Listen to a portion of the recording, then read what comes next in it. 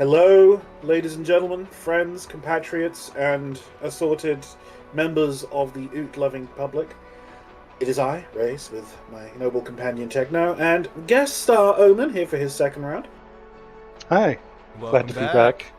Yeah, welcome back. And we are now going to be in 56. And fair warning, even more than usual, we will be diatribing off into random directions and tangents because this chapter is dense with lore drops, explanations, and very spicy potential explanations for future elements. And it will include a full theory on chapter 58 and why it may be the low point.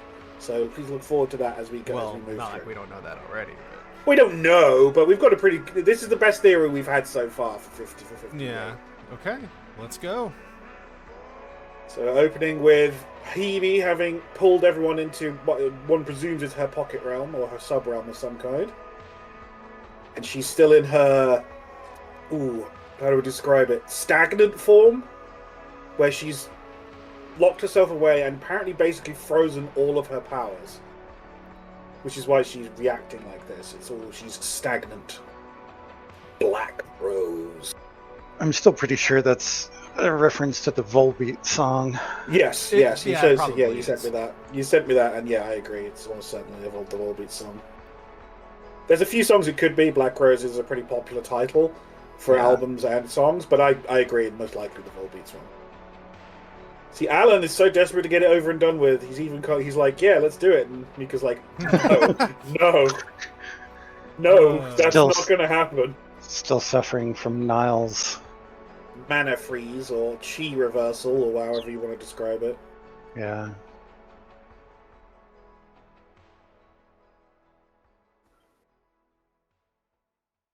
The stereotypical... And Rodell's still just focused on the mission. The stereotypical injured medieval pose. Yeah. It's interesting that Bridget is like simultaneously the dumbest but also the smartest. Like, her metaphors and insights are so on point. It's no wonder that she's the Fae equivalent of Ashley. And then there's... I know you don't mean that as like... It's just... an insult, it sounds so mean. It's like, you're like Ashley. It's like, what do you mean?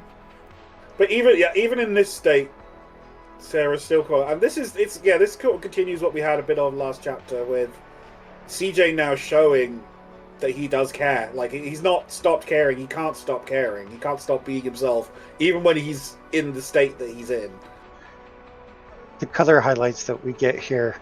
Hebe's rings always show up, even though everything else is washed out. And the devices on his belt. Yes, and the sigil on her chest as well. Yeah. Vindication. No, it's not vindication. We've been over this, Omen. No, you can't go to Anon and say, "Oh, do the emblems on his belt mean anything?" He goes, "No, but that's a really good idea." Then he does it, and then you claim, like, retroactively that it's always been the case. That's not how this works, okay? Back to the point. We nerded out over that line so much that are you testing me? Yes. Clearly and I think that she's actually talking to Ashley there under the assumption that that's Ashley Prime. I think so too, just... Like, are you testing me to see if I'm still able to do this? You know, that's what I think she's saying.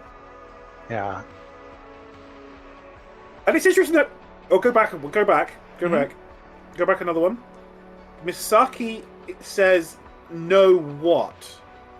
But no one actually asked a question where she would have that answer, which means that she's probably listening to something else. We don't quite know what.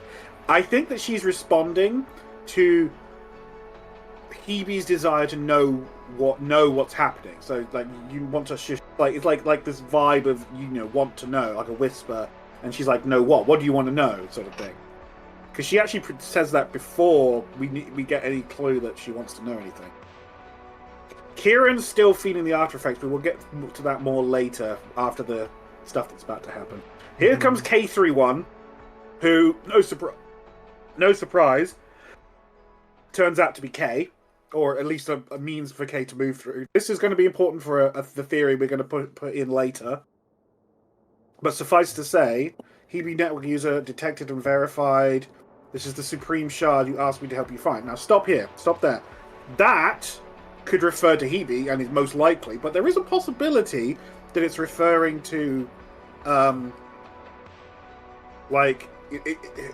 who is she speaking to with that? Yeah. Is she speaking to Ashley, or is she speaking to Kay? Well, or Hebe for that matter. It could be both with the language. I just think that it's really simple, and she's talking to Ashley about, I wanted to find Hebe. About okay, finding Hebe. Yeah, but once again, Yeah. I'm just saying, once again, I think the point more is that there are multiple layers to how you could interpret that. Because And maybe more than one is true. Maybe she is talking to Ashley, but maybe she's also talking to Kay.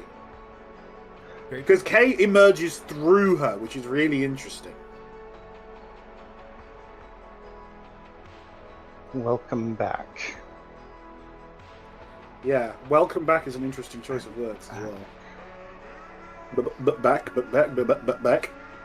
And here comes Grandma Kay emerging out of Ashley. You actually have to be careful playing through this chapter because lots of transitions happen. Mm-hmm. You can't just click through. You have to let them happen naturally.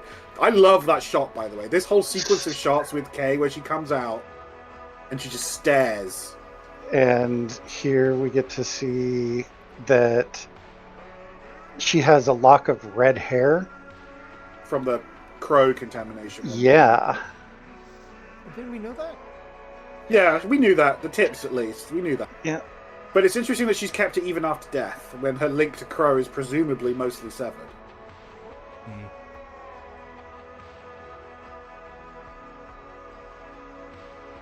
The wings. Oh, God, such a good shot. Oh, shot. He's just showing off with that whole transition and that shot. But it's interesting that Kay does not look at anyone else. She doesn't even acknowledge anyone else. She just is completely focused on Hebe, who extends her hand. I want to know. Which that's what I think earlier that Misaki was reacting to. That she wants to know. Interesting that eyes are blue there. Both of them for a brief second.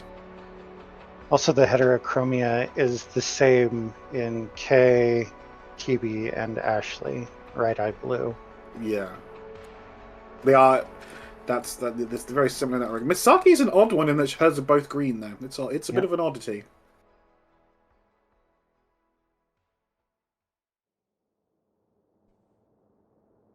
Because everyone's just kind of shocked at the minute. I mean, it's a very random thing to suddenly have your dead grandma appear. But again, she still doesn't say anything because she is a member of the Ghost Squad at this point, as far as we know. You raised that point that it's the dead do not have a voice. The dead don't speak.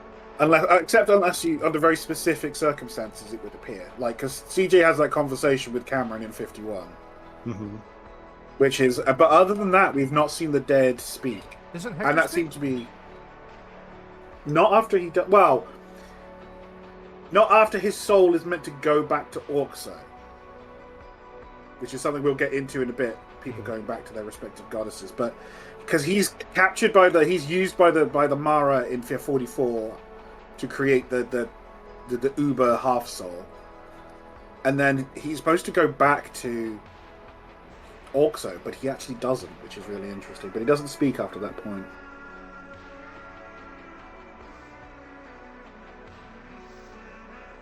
See Ash firming up her resolve, and this is where they share all their memories, and. Kay sharing her memories may be far more important here than we initially realized. We'll be getting into that in a minute. But this wakes Hebe out of her stagnancy, which, that cannot be overstated. She essentially froze herself, everything about her to maintain that prison, and just their memories is enough for her to completely change her mind. That's not a small thing. Even with the risk of letting Niall free. You can see that Ashley's hair changed back Although it's getting blonder as we go. Yeah. Blue sky, blue-green grass. Yeah, this is her own sort of realm, isn't it? So it's her part of the other side, and yeah, she's awake now. Basically, she's awakened herself. And there's the classic Hebe pose. And she got us. God damn it. She did. She a baddie. Ain't no doubt.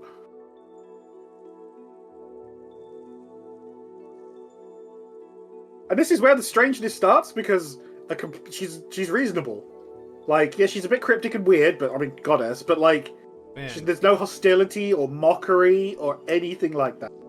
A goddess that's gonna work with the group? There's no way. And it's relatively sane, and yeah, this isn't a red flag at all for anything bad. We kind of thought that when we met Oxo, like actually got to talk. Yeah. Well, we said that she was the least damaged. I don't think anyone said that she was sane. Yeah. She is rather frantic. Yeah. Well, yeah, because whenever you look at Oxo, you're like, yeah, she's fine. I mean, Teresa didn't end up doing anything super crazy, kind of. And then Oxo just has those big, giant eyeball moments where it's like eldritch horror, like cosmic being beyond your scope.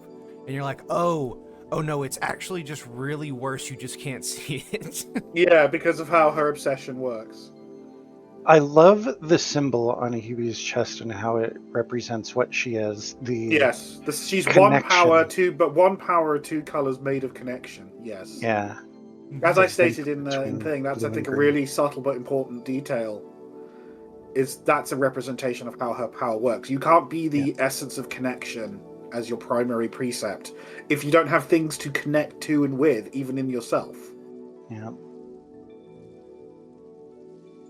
And yes, this is where we get the first bit of revelation that she is the first Fae. She's the one they're all... The goddesses aren't Fae, except this one, and except this one. Also maybe this one. Well, Orxo isn't Fae. I've come to kind of think that the way Orxo works with the Fae is that she allows for their propagation, but she herself isn't Fae. She provides the means, she is not the thing itself. Which fits, with her... overcomplicating the Fae this whole entire time. It's like, maybe they're just not that dissimilar from everything else. It's like... Maybe. It's possible. We still haven't really had a full explanation. Because this chapter was like, oh, by the way, she's Fae. I'm like, okay, cool, that makes sense. I'm like, so are the Fae really, like, just a step off of everybody else? Like, they're really, like, they're different, for sure, but maybe they're, like, the way you get to be like that isn't super far off from... a little snippet as to how Niall's power works there. Where his command and control is so absolute, and he's so certain that it affects the flow of magic itself, which is pretty powerful when you... that's just even the tip of the iceberg of his abilities. Which is interesting, because it should work the same way... Well, it should be the same sort of power that CJ has, where he, like, stops people, but... Well, he can command the goddesses, but yeah, I suppose in a very basic sense. He can because he's connected to them, but Niall was able to do that without being connected to anybody that he stopped. Well, it just shows you his power level is that much higher. Super bad.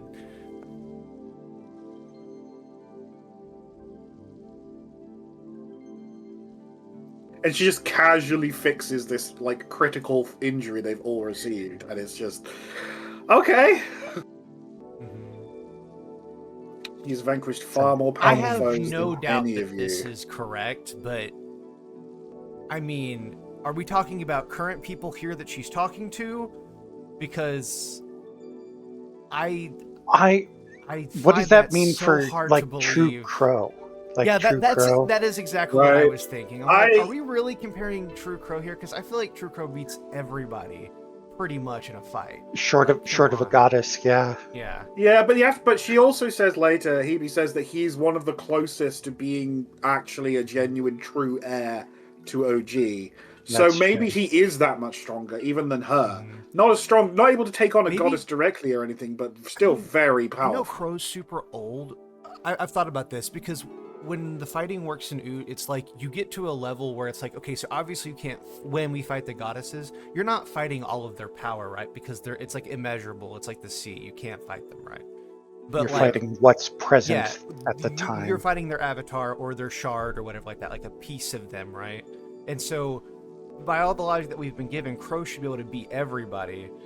And it makes me wonder, like, I guess Nile is just eventually reaching that point where you can't use all of your power, otherwise you tear a hole in the fucking universe. Yeah, right? but there's Like, also a couple of other elements. Like, Crow gained all that power by not using it for an incredibly long time. And that's so the other that thing. means that she Nile can't just may replace be that better power. I was about to say, we don't know what we have no idea what things were like pre-shattering, and we know that Crow's able to fight, but like, Well, she took it from in the prologue. We see her take power from OG. Yeah, from OG. Yeah. So that's where like, that was her primary power source. There's a difference between being really powerful and knowing how to fight, and I wonder if Niles just fought so many people, he's just like the better fighter. Probably both, in all honesty. Like, you have to bear in mind that he's been harvesting power from Hebe for God knows how long. I mean, it So gets to a point that's where, the like, ridiculous quantity of power just right there. if you're more powerful than somebody in this world, you should just be able to beat them. But it's like, if you have the same power as somebody and you know how to fight more. Combat doesn't really work that way, though, especially when it's concepts versus against concepts, which is a lot of what's going on. Like, where the fight takes place. That we've seen so far. Yes, I agree. We get the metaphor in terms of game. When he uses his power, it uses 1% of his mana. Yeah. Well, he tanks all that damage. That's literally all that damage does is reduce his MP by one. Yeah. So yeah, that's what I mean. Like, he's so powerful at this point, he doesn't need to like try super hard. Like, I have a feeling he wasn't trying at all, which is kind of what he implied. Well, no, like, but that's what he's looking for. Is that he's become so jaded and depressed that that's why he lets them take the first shot, as it were, and all that sort of stuff. That's why he toys with them, because he's so bored. He's so bored and jaded and just because nothing has changed in such a long time. He's been trapped on that world for like forever. I wonder how much of that attitude has been, let's call it, massaged by the Mara. Hard to say. Probably, I would suspect they probably feed on it to an extent. That kind of nihilism. I wonder, that very nihilistic despair. I do wonder if it's like, kind of, like if it's kind of how Uxo works, where it's like the Mara can set off the events, because obviously they're not still around. Otherwise, we would have sensed them, or somebody would have sensed them, right? Well, they're still here. Like they have it's before. noted in 55 that they're all 55 started. Well, in 54 or 55 that they surround this entire world. Like when you get to the edges of this world, of Niall's world, all that there is past it, surrounding it, is an endless sea of Mara. So do you think that's them? I guess that would be them being there is still enough to affect Niall, even if he's not. For sure, right like next for to sure, them. and like we That's know fair. that I'm fine with that. they stay. We don't see any Mara other than we just know they're around the world. And I'm like, yeah, I guess that makes sense. Yeah, also, but this kind of links into what someone else was saying in the thing, and a few others have said that the Mara, while they may not be like per se the main villain in the future, they're going to be what's called a greater scope villain, where they're the background villain I element. was gonna save that for whenever we get to what Hebe talks about. With stuff, but yeah, no, I've been talking about that. We'll save that and go into detail on that when we get there. Yeah. Also, funny that Alan makes fun of Rodell here. Well, it's Alan all over, isn't it? Man can't help himself. And Mika's just happy for him. Like, she's so in love with the guy. It's kind of heartbreaking. Especially soon. Especially, shh. Dude, this fucking guy. It's okay. Nothing bad's gonna happen now. We've got to. But yeah, no, it's interesting that we lose. It's interesting that Seema's response to all of this is, wow, I'm just glad there's still more to learn. Because one thing I have kind of toyed with in my own head, which is, let's pause here a second, is how each of these shards have a ring that corresponds to one of the goddesses, right? Like, Niall has his Hebe ring, obviously. Oxo ring for Rodell. Kione and Carpo, though he rejected the Kione ring on the part of Alan. And then the Kione ring for Seema. Now, the Kione ring for Seema doesn't really jibe until you realize that... Until you remember what he said way back in 49. When we get that little sequence where he first encounters CJ. Sort of. He goes, that he imagined this massive, endless maw drawing in all knowledge.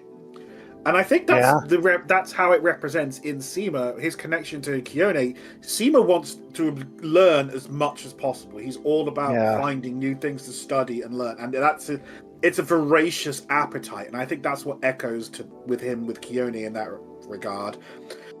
Whereas with Rodell to Orxo, it's Rodell's desire to nurture and protect those he sees as dependent upon him, the people of his duchy, the innocent, collectively speaking. It's a very parental sort of care and sense of duty. Die.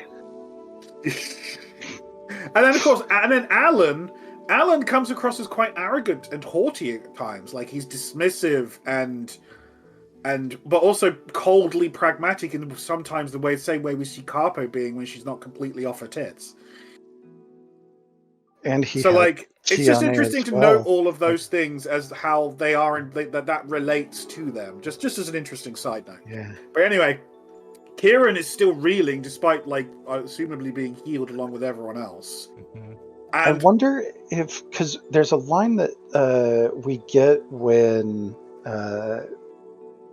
Sarah and Kieran ambush CJ, Ashley, Misaki, and Hebe when they're going to the Pocket Realm, where I can't remember if it's Ashley or Misaki who says that Kieran had the Red Crow, the angry thoughts under control, and she shouldn't be acting like that now.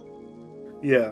I wonder if either the damage from Nile or maybe even Hebe healing the flow, basically forming a connection here with the healing, is what actually bridges things and makes it so that Kieran can't hold back. I think that's I think actually it's the reverse. I think that because when Niall hits Kieran hits someone with that attack, he's doing it to try and draw out what they have inside them. You know. That's true. So yeah. I think that what he did was that he basically broke the control that Kieran has over Crow. Like I said, not before. Completely, but in the sense because Kieran says to Crow, to become true Crow, I accept you. Okay, which is great. That's a really important but what she accepted was that she was Crow and always had been Crow, and that her flaws and mistakes. And that's like a first step on a long journey to fully accepting Crow as she is. Like, no longer denying it doesn't mean doesn't mean you've reached like full acceptance. So I think what this has really done is that it's loosened the control she has over Crow, and Crow now has more autonomy than she did previously. Like I said in the previous Oot Cast, the worst person to hit with that fucking beam. There could have been nobody else that didn't need to get perhaps in the long run, it might be for the better, because there's a lot of baggage that needs to be confronted, and having Crow for that is really important. Yes, having Crow around for that. Something we don't see in this chapter that we've seen whenever we've met every single other goddess. Now, technically, we don't know if Hebe seems to be fine. Seems like we don't need to save her in the same way at this point like we did with the other three. Which may explain why she doesn't have another every single goddess had a piece of Crow with them. Okay? Yes. And we don't see that happen here. Which, again, it's not like Crow had a decision where her pieces went, but maybe Hebe. But we only see those parts get extracted. I find it hard to believe that Hebe never got one. I think that's but we only see. But she might not even be aware it's there because the other goddesses didn't. Oxa wasn't. Didn't appear to know that was there. True. And secondly, we only see those pieces emerge when Tsukiko binds them and pulls out their piece to. That's also do true, that which with. We see at the end of this goddamn chapter. Fuck you, Anon. All right. Anyway, maybe. On. Anya says, that part of her, she should be able to do this. What's going on? And it is because it's, But Jacob is actually more concerned with Anya. It really shows that he still very much loves her. He's just in a state of conflict now because of everything. Because CJ's a good guy, and obviously he's not going to turn his back on them, even though he has good reason. He shouldn't do that, and he won't. 'Cause that's how CJ's made. And Ash is like, "Can I heal people? I just want to do stuff. Stuff is cool." And then, But yeah, do you notice that her hair Hibbe's is getting blonder you and can do a lot blonder? of things. You really are limited by your own imagination. Yeah, but it's interesting to watch Ashley get blonder and blonder as the chapters go by. At least in terms of her spiritual She's finally form. fulfilling her hair color role. Yeah. She's truly the blonde of the group. But everyone seems to just really be struggling with the concept that Hebe's just like, yeah, no, I get it. I do. It's okay. Yes, I'm not gonna, like... Everything's fine now. How could we lose now? I understand everything. That's right. I'm telling you, I've been getting a bad feeling after playing this chapter. Like, everything went so well this goddamn chapter. Like, we still have to beat Niall, but it's gonna hurt Hebe's so bad. fine? Oh, fuck no. There's no way that's not going to end up badly. I don't think Hebe's... I'm not saying she's not fine. Like, Yeah, but the thing is, tricky even or having anything. even if Hebe is fine and she wants to help, that doesn't mean that she can help. Like, there is things at play here that, like, and as I'm going to get into later when we get to the theory, Hebe even being on their side does not necessarily mean that she's going to do what they want her to do. Allow me to propose a novel theory, which is that Hebe will need to go back to imprisoning Niall until CJ gets strong enough to fight Niall at the But yes, end of the game. that's possible. That's a great theory. Possible. I like that a whole bunch. It would make sense. Like, I understand why she's fine, like, compared to the other three. Like, we really don't see anything. I mean, it's not even like Uxo level of, like, it's surface level, you don't see it, and then later we see Hebe freak out. Like, she has no problems right now. And then that would be, yeah, I think that's a great theory. But yeah, It's like stopping Hebe Niall just then until CJ's ready. But Hebe consolidating that she is, like, now fully aware of everything Ashley and Misaki have experienced, and therefore Kay, and oh man, did does that have a lot of, like, elements of, like, holy shit, this could be huge to it. Ashley, so you already know what I'm thinking? I could hazard I could guess. hazard a guess. I just all the memes going on in Ashley's head right now. It's just that's what I imagine. Also, with Hebe making it clear that they offered their knowledge freely, like, of their own choice, she's making it very clear that she didn't compel them, like, as a goddess in control of her shards. She didn't do, like, Carpo taking control of Leah. She didn't do anything like that. It was, she treated her shards as people. Yeah, because connection is her. She talks about connection later in this chapter, but connection's a two-way street, baby. You gotta, it's gotta be willing on both ends.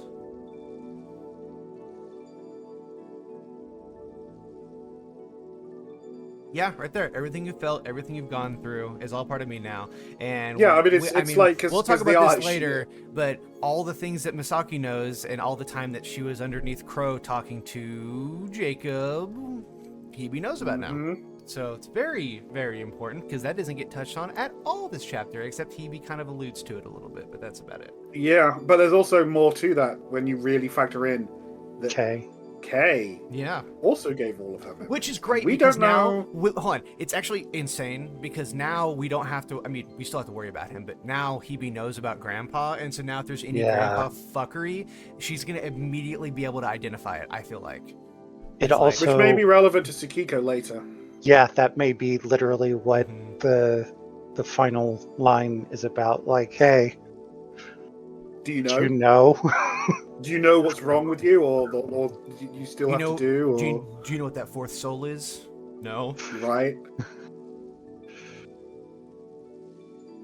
It's really interesting if you're reading the facial expressions here, where Hebe looks at, then she's asked, and then she looks at Crow and at Kieran. Oh, I love her facial expressions this chapter. Yeah, they're great. And then, but she glances at them and then responds. Like, don't get me wrong, I don't think that Hebe's up to anything malicious and nefarious at all. I don't think so. Oh, I don't either, to be fair. But I also feel like she isn't telling everything, but not necessarily out of anything, like, bad, but because... She says in this chapter that she can't make others understand. Like, that's not her ability. She just knows everything. Which the implication her allowing with people that. to figure out stuff without her, like, just shoving the answer down your throat is really important because and it also seems to imply, as I pointed out in the public spoiler chat yesterday, there is an element here I feel of Tesca Nozze, which is the Latin thing of know thyself. You can't explain something to someone when they're not equipped to understand what you're going to tell them, especially when it's such a deeply personal thing. Like, there are multiple times throughout this chapter where she just deflects things, and there is Tsukiko flashing briefly in the background. You can continue. I'm just trying to make sure we don't. Yeah, no, for sure. At the beginning, and then too long. And then, so you've got all that to bear that in mind. So I think she has, to achieve positive outcomes, sometimes you just need to, like, for people to figure out their own way or to conceal things from them. It's not, like, a nice thing to do, but it sometimes is the right thing to do. So yeah, this is where she drops the bomb that Niall is no longer locked to his world. Yeah, so now we kind of figured out, which is not like a super hard guess, is that no, we were keeping Niall here with me being trapped the way that I was. He wasn't keeping me. Yeah, he was so focused on trying to steal her power that he didn't, he didn't realize even that she was the reason that he was locked inside. But he will take time to realize that he can escape now. But it's really interesting that, like, time-wise, they have to get back basically immediately because of how powerful Niall is. He will just leave. Well, luckily, we know. I mean, this has been set up since the beginning, but the way that time works on the other side, it's really beneficial for our group here. As slow as it's going on the other side where they are now, it goes a lot slower in CJ's pocket realm. Yeah, I mean, the pocket realms ratio is something ridiculous, like a second for every hour. CJ was able to spend weeks with Sarah. And it was basically a few minutes on. Yeah, it was insanely I know we talked about fighting doesn't work the same way in Oot as it does in other media and stuff like that, but I mean, for training to figure out your powers and stuff like that, I feel like that's just insane. And of course, we never got to use it because CJ never brought anybody. But Sarah techniques are important, I admit, and that's a good chance to polish them. But so much of what makes you strong or powerful in a combat sense in Oot is self-transcendence, self-awareness, understanding of the self, and that's not something that any amount of time on its own is going to be able to completely. It's relationships you have to develop. It's not just with people, mind, but with yourself, with understanding yourself, who you are, where you fit into things, where you want to go, all this sort of stuff. It's interesting. She says, if no other incentive is given. So that's actually an interesting point. So do you think obviously if Niall goes to Rodell's world, because it was said that Rodell's world was kind of like Niall's before it all went to shit. Yes. Right. So Niall would probably function the same way in that world, because Anon has talked about magic and technology being the same. It's just a different way to describe what's going on in the worlds, right? More or less, yeah. If Niall shows up at Alan's or CJ's world, do we think he's gonna be able to summon shit? Summon his. He would still be able to summon stuff. He'd still be able to use his powers. It would just express slightly differently. Well, because that's what the reason why I question that is because I've said this in previous Ootcasts, but Anon is very specific as to what things power-wise affect the real world. There's only been a handful of situations where something in the other side affected the real world. He doesn't do that at all very often. It's usually even then only as a medium to transfer things. Yes, exactly. The biggest one that I can think of is Crow forcing Ashley to teleport Leah and CJ to the ground. Well, that at least was was a singular point in the time stream. The biggest one to me we're talking about Mizzy? No. Oh, okay. The biggest one to me is Orkso using Hector to go back in time and then, because he goes to Cameron and Jacob's bodies, harvests the DNA from them, or spiritual essence, or whatever it is, and then passes it through the TV to... No, that's fair. I mean, because that's not just transcending space, but time as well. He's passing it through time. Because remember, CJ is born years before Jacob is even born. 5 years before. So you're completely right. Yeah. So Anon does not do that very lightly. So I'm really interested to see Yeah. if we're actually going to get some of that and see how that works. I'm interested because Anon's very hard with his rules. Like he doesn't change that. it seems to, a lot of it seems to be based around the massive level of power and the need for a physical vessel to act as the bridge. Mm-hmm. Astral projecting yourself into another world is one thing, but permanent residence or making something permanent in another world requires you to be tied into that world on a karmic level. We learn that with Hector, which is why he has to do the task that Orxo gives him. That's Or what traveling adds through a known hole, like what Grandpa did with the. well, even then, Grandpa's hand. gate. Yeah, Grandpa's gate is like a webway gate from 40k. Yeah. It's a way through, but it's not actually of it. It's like punching a hole through it, which is why it was so dangerous. Yep. Because by punching a hole through, it's like it corrupts and damages everything around it. It's imperfect. Can I get some input here real quick? When she says Nile is amongst the greatest of the shards, she's not saying he's the greatest shard, right? Or is he? Or is No, she saying he's that? one like Okay. because power I levels figured the are language really was being pretty difficult clear to that he's compare. not the greatest of. Well, Yeah. because like as we know, direct power comparisons are really hard in Oot. Like so. Yes, He is at like it's more like saying what grade they are at, like what tier is in a very broad sense, and Nile is presumably in the top tier to some level or another, which means that there are others out there as powerful as he is, which is pretty interesting. Or have some sort of, I mean, I wonder how that's being described. If it's like Nile's probably the most powerful because he's been feeding on Hebe for a while, but like in terms of shard potential, he's one of the greatest because he's gotten to this point. Because but he also only has one ring innately. Yeah, he's still monochromatic. He's still not. He's still not because he hasn't had the chat. Maybe we don't know. Can a one ring or two ring or whatever gain other rings by interacting with the goddesses whose rings they don't have? That's a good question. I just wondered, like, if he ate, he only Rodell. He only has one ring, right? Would he get Orxo's ring? Yeah. Right. See, here's one of the here's one of the things. Like, I pointed this out. I think that there are 4 rings that he has taken and put on his belt.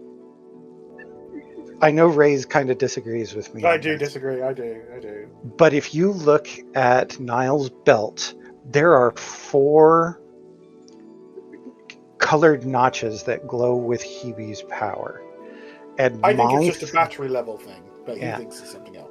My theory is that the figure underneath Niall's throne was a chromatic and that had all 4 rings, and that Niall took his rings and is basically channeling Hebe's power into those.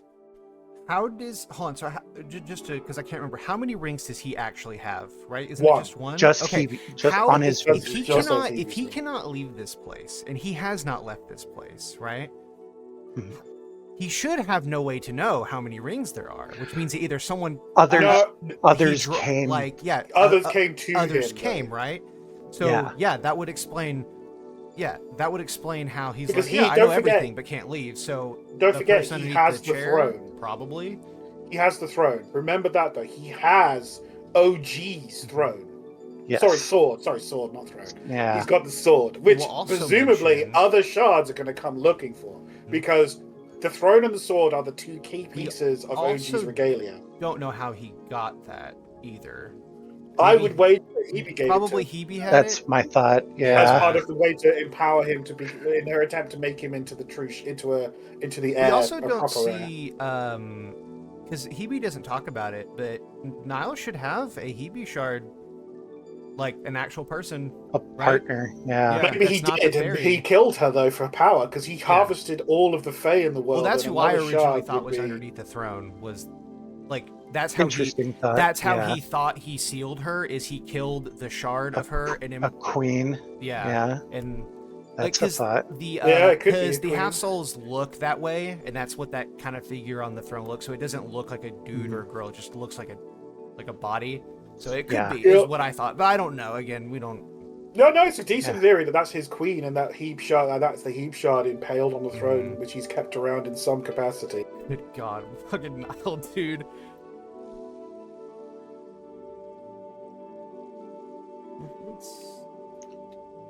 So this is them. Yeah, I mean, it's worth realizing how little the other shards actually know about them being an OG shard and what it means. Like, because Ashley was like, by it's the way, all you're all taken shards of for a god. granted. This is why we're all connected. And everybody's like, what?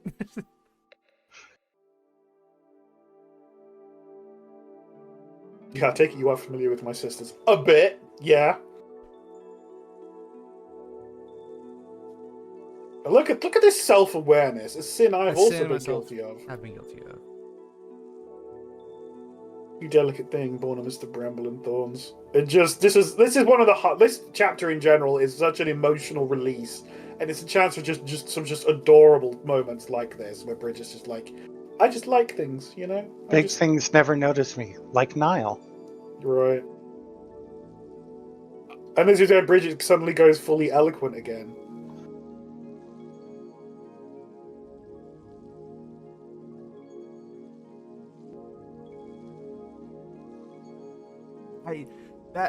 I don't disagree with that rule because you see nothing to prove it wrong, but that one I hate. I do not like the they can't lie to each other rule because I always feel like it's gonna be broken somehow, or it's gonna mess up or something. Like in traditional folklore, I'm a big fan of like, oh, the Fae can't lie, but they're very good at deception because they control what they say. Yeah. With precision. Well, that was the whole thing with Crow, right? That was the whole thing with. And Sarah, for that matter. Sarah is also pretty damn good at it when she wants to be. Oh, sure. Where she'll tell you things, and also she deflects by being the bimbo.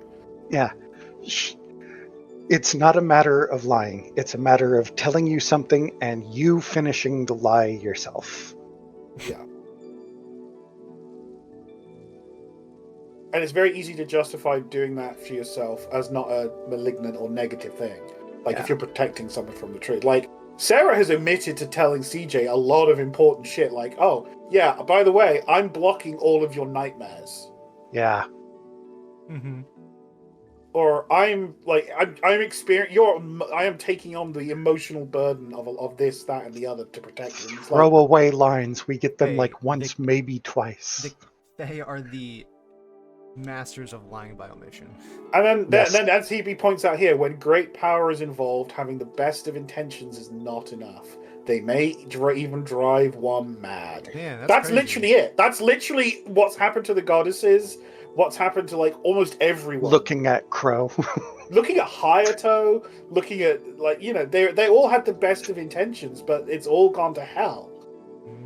I mean, presumably from what we see of Niall being happy before the Mara thing happened, like, probably same thing. Seemed like he conquered the whole world and made it really nice. He was like, yeah. Yeah, and I suspect though he started to show signs of arrogance, and Hebe was like, you can't be him because you're too... Leadership takes a toll on a person, right? Like, it's ruling an entire world, especially even a medieval magical one. Like, you can start with the best of intentions, but there comes a point where you have to start making very dangerous choices. And it's so easy to justify those choices. It's really... This is one of the many moments we see in this chapter between Hebe and CJ, where it's a very... almost an intimate connection already being established with the regard they have. The screen flashes blue when she... And I'm pretty sure this is consistent, but it flashes blue when she uses her power of like understanding and comprehension connection. That's why I was rewinding that. Yeah. And green when she uses like teleportation and energy transfer. Yeah, which to me is like the internal and the external, basically. Yeah. Yeah, he already thinks he's a god. He seeks the inheritance that would allow him to become the god he already thinks he is. Which is likely the throne and the rest of OG's power scattered amongst the realms. Mm-hmm. Which is such a...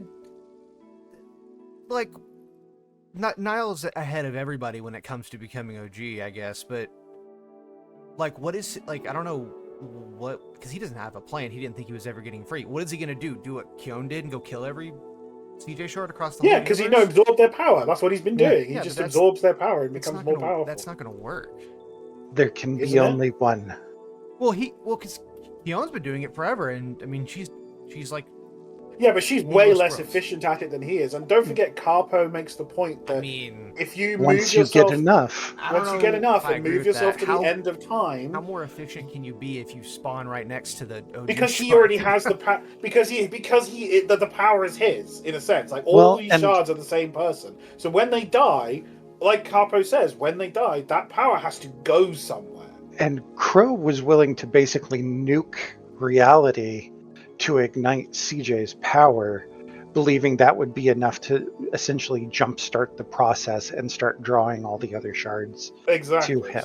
So I would guess that there is some kind of power threshold point Well, I where guess it starts drawing that power. I mean, that would make sense as to why people kept showing up on Niall's world. So, yeah, I'm yeah, about that. and I would be willing to bet that the sword and the throne are probably key elements into it as well. It's fine with that face. Oh, CJ. But look at I'm really liking this duality stuff we get with Kieran and Crow now, where she's just like Kieran is So speaking very much like Trusting. I know you want to use a different word. Kieran is speaking more and more like Crow throughout this chapter. Like she's sounding more and more like Why him. would she be doing that? That's so strange. It's not Weird, like, huh? It's not like her and Crow are the same And I've never been invited. person.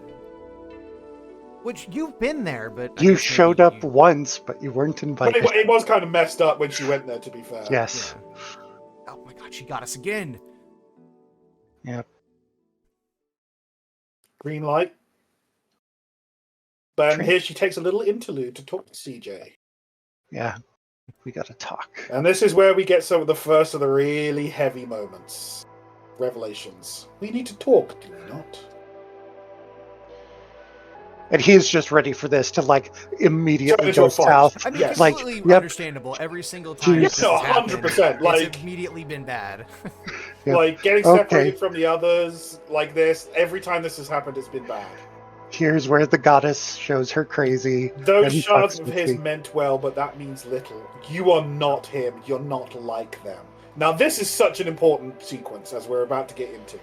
CJ's like, no, I'm not. They made me, the goddesses, you, I guess. I am some ideal they dreamt up. I'm not a real shard, I'm just... And then she interrupts his train of thought. Yeah. It wasn't a question. question. If you could read my mind too, but this is really interesting because the other goddesses could read him, but well, not his mind exactly, but they could hear him, sort of thing, like his whatever. But she can't, which is really interesting.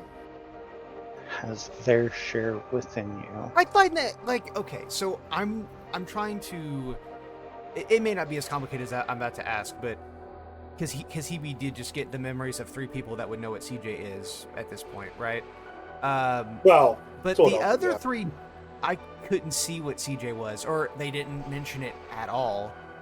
I cannot Well, read your mind. this links back to like them not understanding and knowing who CJ is very strange, right? It's Yes, very which we've strange. talked about. It's very weird that they don't know because they should be able to look at CJ Yeah, and go. we've "That's fucking weird." we've thrown out a theory or two with Omen's help on that specifically, but for now we just simply don't know why they don't know. And they believe that he's the real thing, like regardless. Like they are Well, all sort in of. on it. Sort of. Crow herself says that like they believe he's special, but they don't Yeah. understand what Well- that means yet. At least not until I'm sure now. Crow's not. I mean, like I believe Crow when she says that, but like Carpo was willing to go along with like her full master plan of taking CJ, the only shard to the end of time, to call the rest there. Like she truly believed that he was it. Yeah, but you have to bear in mind that wasn't to try and exalt CJ. That was to bring OG back. She believes that she needed CJ in the same sense that you need a keystone and a bridge. He's an important part, but it's not about him, the keystone. It's the bridge It's itself. not about CJ. It is about OG. Sure, but my point is that we know CJ is not a real shard. So would it even work for him? Yeah, and Carpo believes that he is a real shard. And Carpo's like, no, you're perfect, great, you're enough, let's do it. And And that's what He's makes not.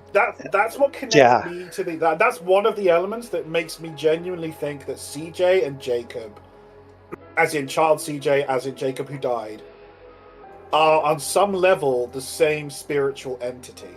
And that's what they're feeling through CJ that makes them believe that he is that perfect fit. First chromatic. You are the first chromatic I've ever encountered since him. Referring to I mean, Nile.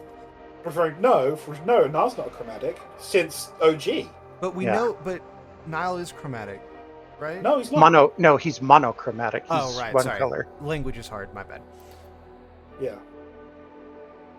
Whatever I am, it's ruined my life. Like CJ at this point doesn't care what he in many ways. He's angry, he's hurt, he's damaged, and he's really just letting it rip on her right now. I know I don't matter, but that doesn't mean everyone I love has to suffer too. That's all I care about. Got it. And she doesn't get angry. I did not do this to you, not consciously. And whatever your nature truly is, I believe you are a real... Like, that is so important to hear that from a goddess, for CJ, which is why he reacts the way he does to this. You are real. Like, Yes. you are Living real. being in immense suffering. What you are is, like, to hear that from someone outside of things, but also so intrinsic to it, is such a huge thing for CJ right now. And then to have her take responsibility. Such a strange thing of being like, yeah, I can see that I did this, but I don't know how we did this at all. It's so bizarre. That's what makes me think Ashley Prime there's no way to is imagine involved. that. Like, looking at something immediately going, yeah, I But did also that. But how did I do that? But the goddesses are so powerful and they're so like vast that even their subconscious wants manifest into reality. He kind of talks about this a bit from here about how a spiritual being with enough like power and presence and sort of weight to their existence impacts reality even passively. And that's how much, touching getting ahead of ourselves a bit, that's why Rebecca looks like Sarah. Because in a sense, she is, but in a very minor way. It's like a reverse echo. And I just want to help you. And CJ is absolutely stunned. Because hearing that is just... And then he apologizes. Oh. It's good to see that CJ still hasn't... he's recovering something of himself. I mean, we still see who that he as the is. chapter progresses. Even when he talks to Hebe, he flirts with her a little bit, and I thought they're okay. All right, feeling a little bit He's better. still in there. Yeah. I'm not just flirting with anyone though, but flirting with Hebe is kind of a big deal. Like, he despises the other goddesses at this point. Mm-hmm.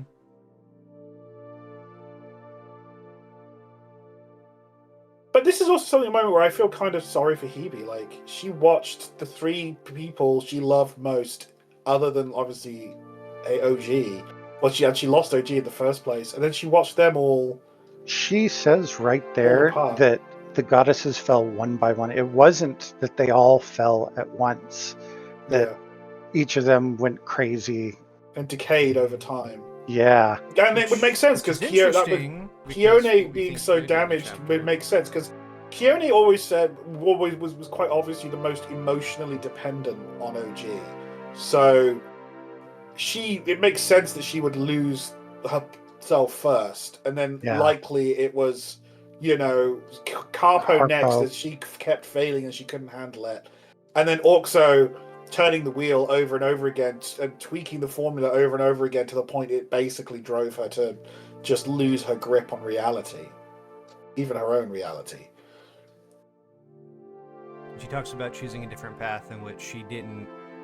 Which matches the theories we've had that she tried to I have a certain degree of smugness that she tried to take the mantle of leadership, but did it for altruistic reasons. But that she's still seen as a traitor by the others, of course, but she at least tried to do it for the right reasons. And this is, can you fix me so I don't die? But the thing is, she doesn't really answer answer that here. Like, Yeah. you really have to listen to what she's saying. You speak of your mortality, yes? Yeah. Then I cannot fix you because there is nothing to fix. Okay, look. Having a strong connection to any one of the, it takes its toll. You have all four. No one could be born that way. Changing what you are would be like trying to change an oil painting into watercolors. Even if I could, the you experiencing your body right now would be so altered that you would cease to be you, if not disappear completely. So she's saying that he, as he exists now, is how he is required to exist. Yeah, I mean, we're all made by our, Yeah, but him specifically, past, as an entity that's able to be a chromatic being. So she's not actually saying that he's doomed to die. Because if we pause for a second, the important element, we need to go back actually a little bit, because that little sequence is kind of important.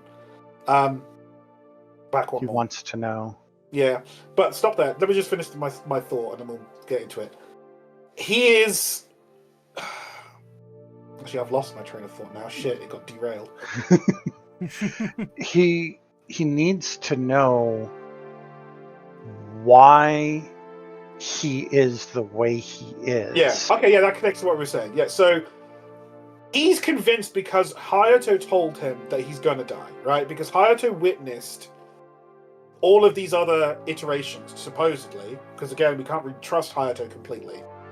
They all die to some random thing, even if they manage to survive their goddesses, and then that drives whoever was linked to them insane, and those worlds die. That's what he was told, right?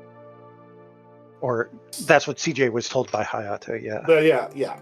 So even if we take that at face value, all those others were genuine shards. CJ isn't by Heeb's direct admission. Tied to one or two. Hayato's whole which thing means was about, imbalance. Yeah, Hayato's whole thing was so misdirection towards CJ. He said stuff. He was very much working towards CJ, trying to you're not real, so nothing you do matters. But also, you're gonna die because you're a real shard. Like, what? And you're gonna die anyway, so you might as well die for something. And Hayato made this.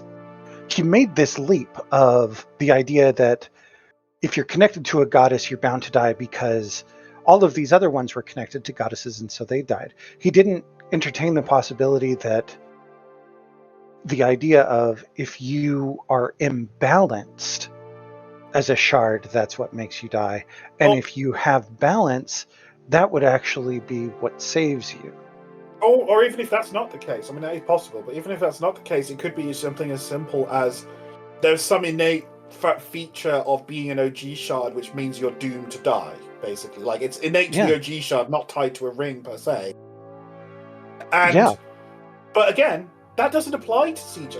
He's not a true shard.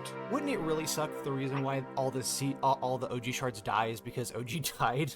Like, wouldn't that just suck that they're just doomed to die early than what they were intended?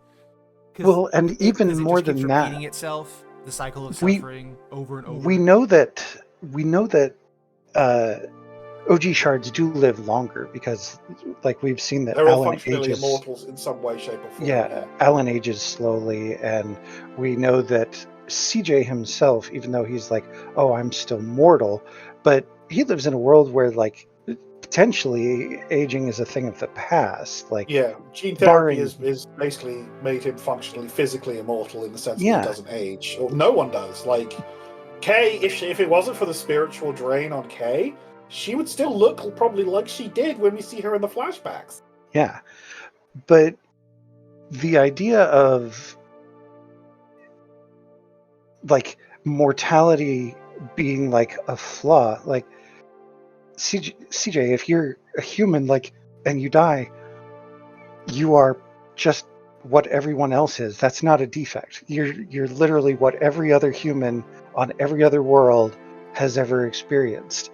Hayato trying to con you into thinking that it's a flaw to be human and experience which really mortality. Just shows how Hayato views him as not human. Like, that just really reinforces how Hayato views the shards of any of the entities as being just inhuman and therefore monsters. Like, that really reveals his mentality underneath it all. Exactly.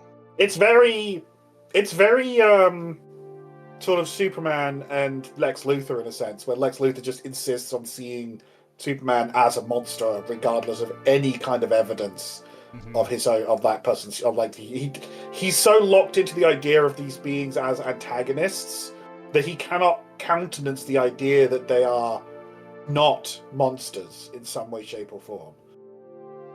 But yeah, so Jacob, like here, or CJ, he wants to know, like, he can't, if he's not going to get a clear answer from Hebe on this, like, he thinks he's gotten one.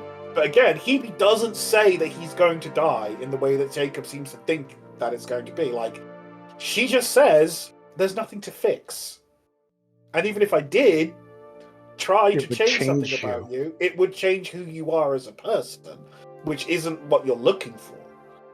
So I really think CJ is kind of like not understanding what Hebe's actually telling him right there, because he's still locked into that mindset of, oh, I'm doomed. And that's why we get a transition here. Yeah. Okay. And this is why he then moves on to wanting to understand the how. If he can't get, like, you know, before I die, I want to know how and why and what happened.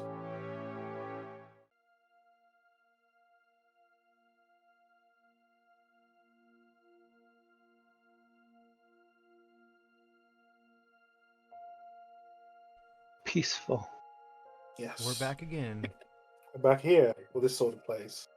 The scar on your soul requires a different kind of succor. Your spiritual links have contracted in pain and fear. Which is basically means that his links have weakened. His connections and bonds have weakened because of the suffering he's undergone and the shock, and it's reducing his capacity.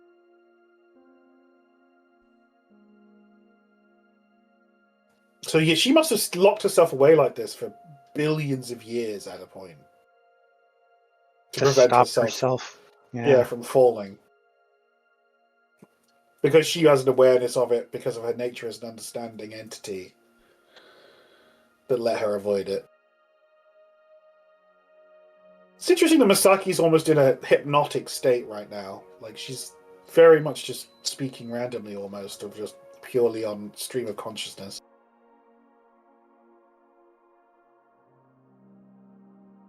Hebe just really is just so fucking insightful, which makes sense for what she is, but it's just... Yeah, I mean, she explains it fully about the connection reading and stuff.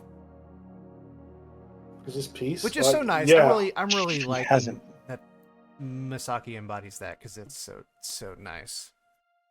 I couldn't stop her if I tried. Yeah. This is such a big line. Which is is so funny, because everything later in the chapter, like, by the way, I don't know how she's here at all whatsoever. She's just fucking here.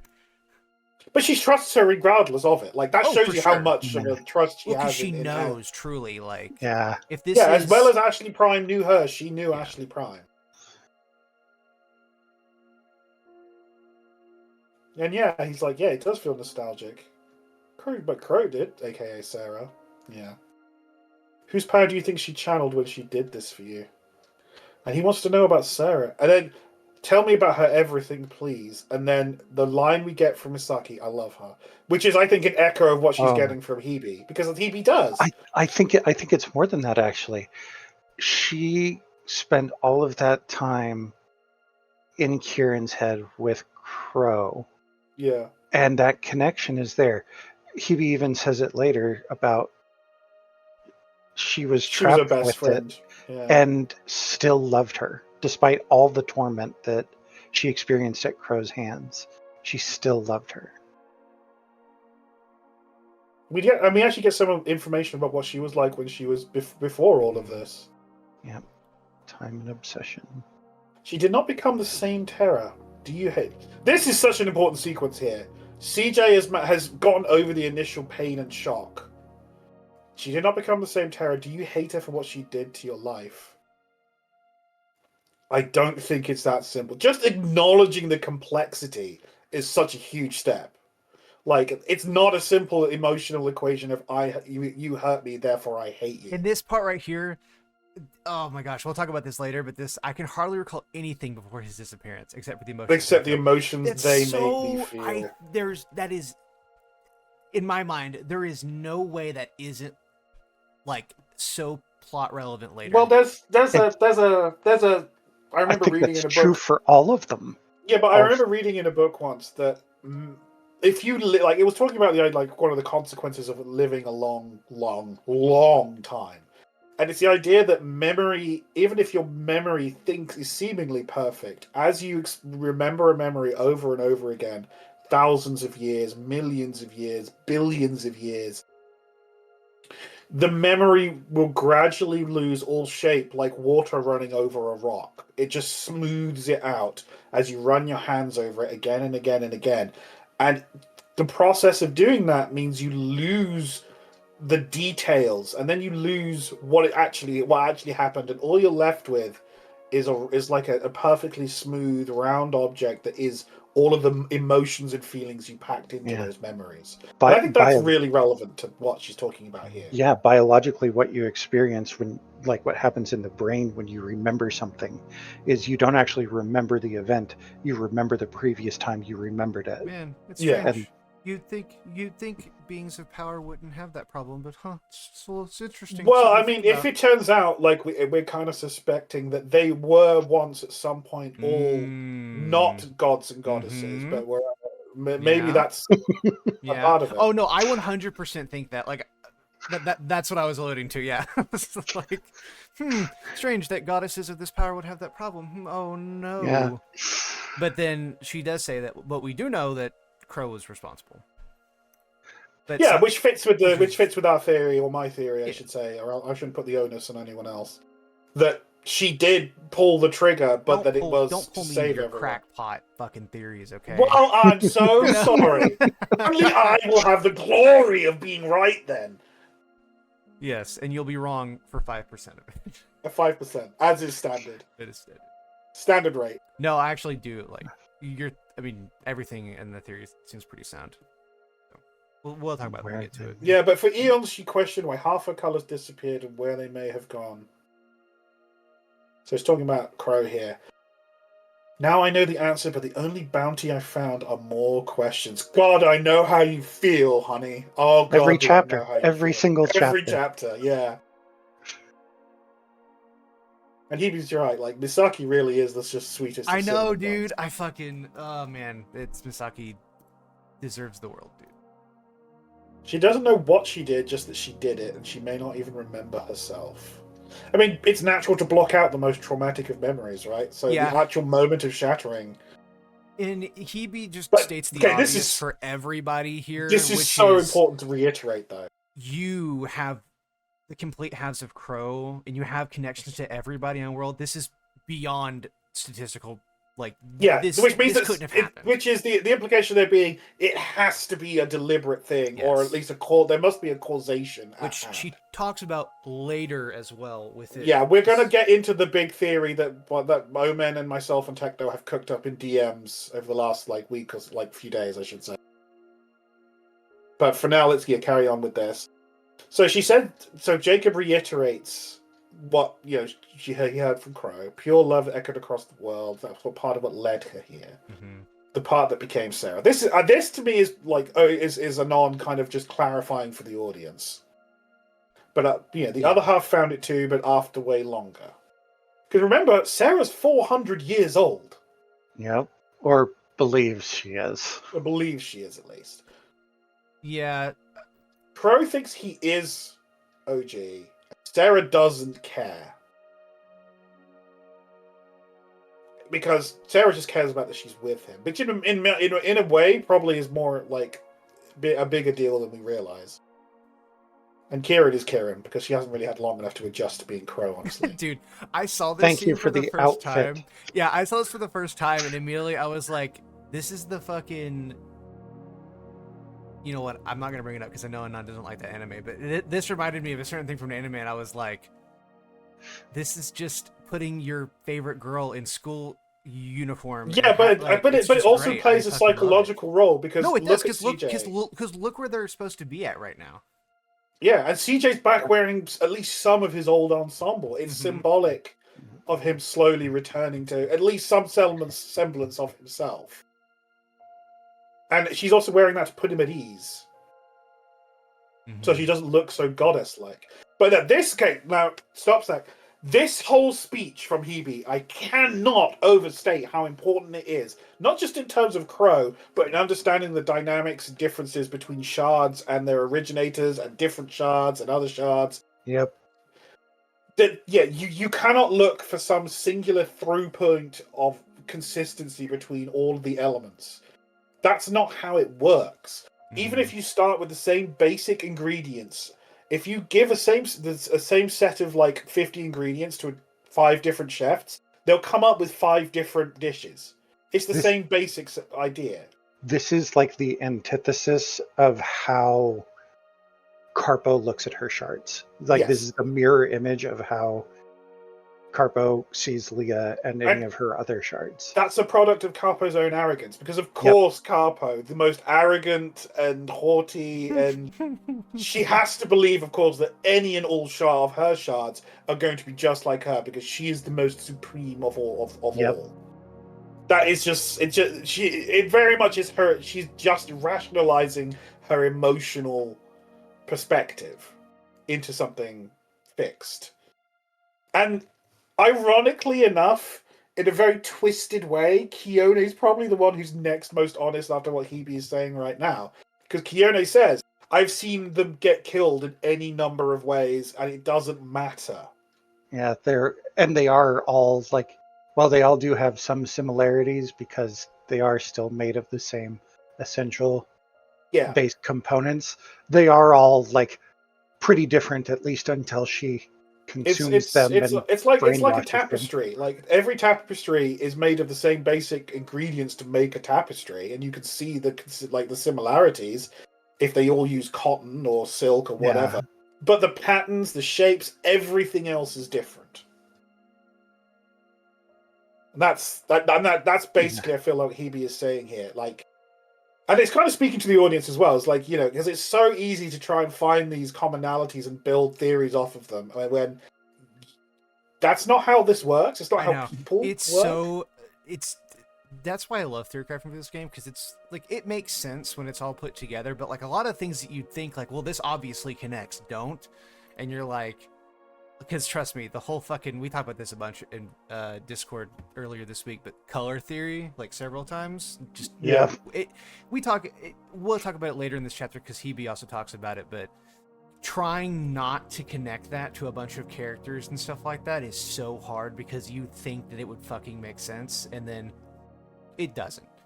I think that's even worse in Out of Touch because color theory in Out of Touch is built around power, not around color the itself. Actual mixing of colors. Yeah, it's not the actual mixing of colors. It's not the same. Yeah. Am I more real than Misaki or Ash? Like, these are such It's a great question. questions. Great question, because this was one of the big ones whenever we started this journey. I'm like, what's the end game here, right? Like, what are we... Like, are we... All of our characters going to become questions the that, new goddesses? It's questions that... mix? What are we doing here, you know? They all ask these questions. All the Shard girls ask these questions themselves at some point. Leia, most of all. Yeah. Leia's like whole arc is... How real am I? How real are my choices? If I can't make my own choices, am I really a person? What is the point of my existence if I don't have any choices that I can make for myself? So, and he just really nails home at a time when CJ needs to hear it the most. Indirectly, I feel like she is talking about because she knows all about Vic and Leia's situation and Teresa's situation. And she's also explaining it to CJ about CJ. Yeah. She's telling him the answer to his problem, which is... Who am I without these blinders upon me? Who am I? Who was I ever? Do I invalidate the experiences and emotions you shared with either of them? I mean... Again, that applies to all of his relationships. Just because he was under the influence of the goddesses, does that mean that all of his relationships are meaningless? Yep. That he had no joy from them? Again, this harks back to chapter 44, which is why I think the flag was set on this response. When he says to Orkso, when Orkso asks him, has it been worth it? Yep.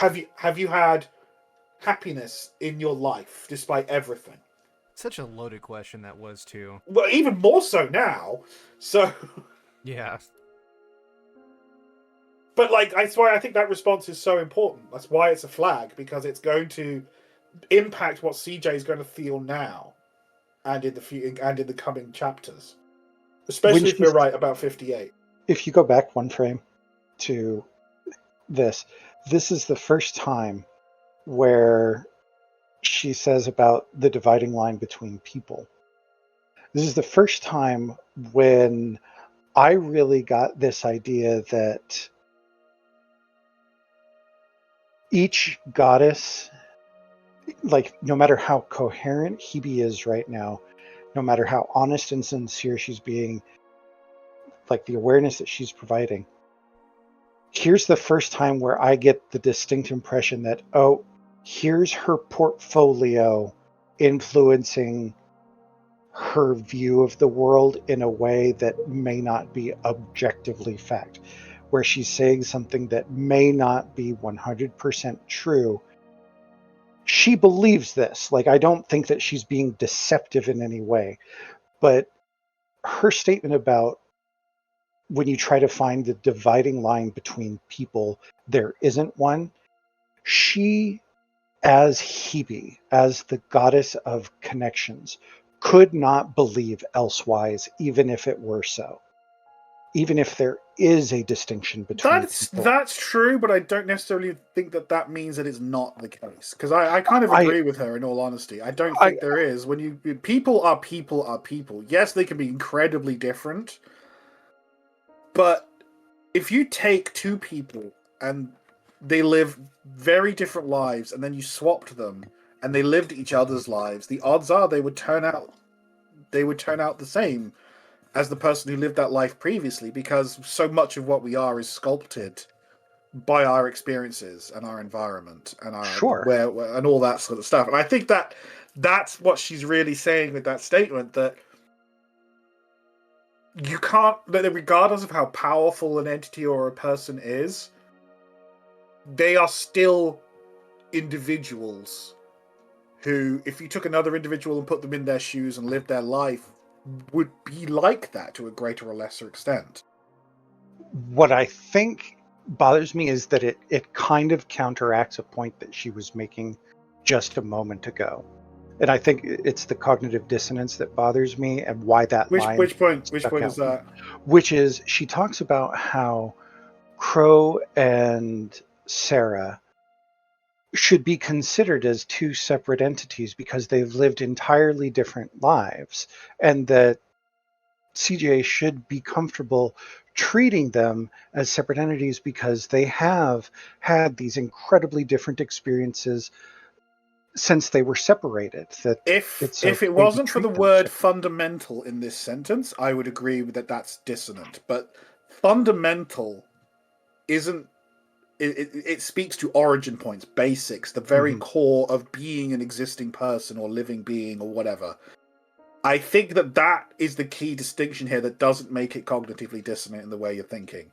Because she's talking about the end result of who these people are after their experiences previously.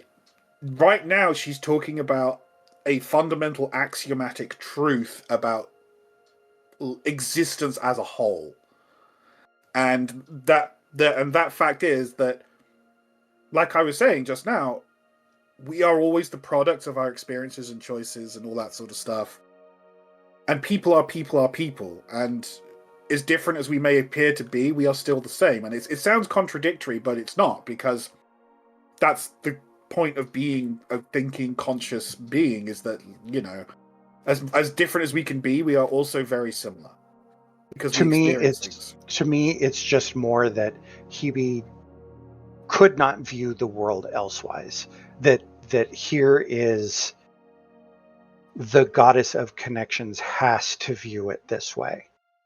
And I think that's self-limiting, though, because understanding the core to the understanding of connection isn't just connection itself. It's she has context for her process of understanding these connections. That is true. Understanding is the. I mean, it's probably more accurate to say that she's the goddess of understanding, but that is such an ephemeral thing that connections is just an easier way to interpret and understand it. I can see that. I can concede that point. Yeah, because I think it's the context is everything in this particular like discussion of who she is and what she is and stuff. Because I think that's why she didn't fall like her sisters ultimately. Yes, Ashley Prime helped. Yes, her innate, but I think it's because her ability to understand and empathize, and even with herself, is so intrinsic to who she is as a person. Especially if we do take the idea that she was an entity that wasn't a goddess in the beginning of her existence, and then she grew into the mantle of being this goddess, or took it over, or became it, or whatever that was. We don't know. Obviously, we're just purely dealing with an unknown on that front. But assuming that that's the case, that understanding goes both ways, basically, which would mean understanding her own nature and blind spots. I have to wonder if we're ever going to actually get to see. I don't think it really goddesses. hugely matters. Yeah, before they I think became it's a goddesses. fairly moot point, in all honesty.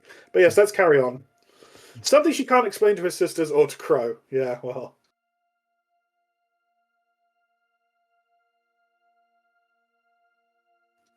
And this is CJ actually is a really good thing. Like, she doesn't seem like any of them. Like, you don't see your goddesses, your shards don't seem like you. And he'd be like, nope. Because you assume it's Ashley. Right, you assume that Ashley is her shard when Ashley's not quite. Well, she is, but she isn't. It's complicated. But yeah, this one really does underline how, Misaki is her shard. And actually, with the most relevant complaint, of course. I can create anything except big boobs for myself. The curse.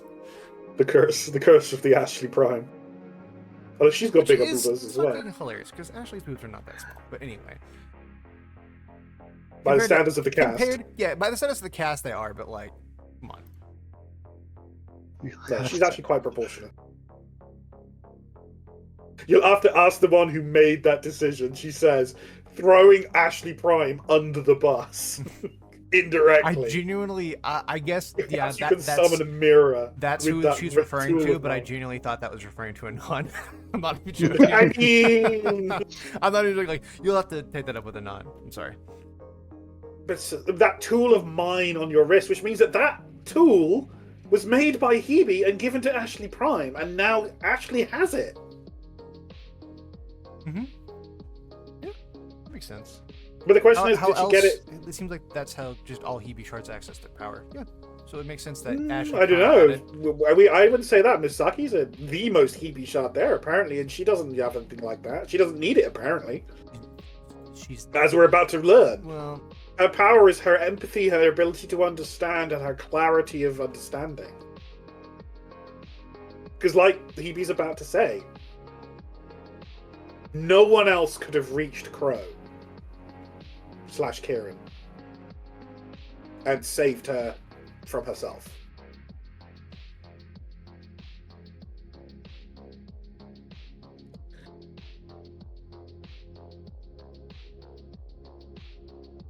I do like how Hebe she asks questions to make people understand themselves. Like you said earlier. You can know everything. You can't force understanding down people's throats. It's like, I can explain everything. It's like trying to have some fucking scientist explain some shit to you, and you're like, I have no idea what the fuck you're saying to me right now. Yeah, if you don't have the scientific, contextual knowledge to understand something. Though I do not blame you for thinking that. actually the teacher of the fucking group. Yeah. I and my color are the power of connection, and through connection, understanding. So yeah, I was right with what I said earlier with the whole understanding and connection. It's just that connection makes it easier to understand.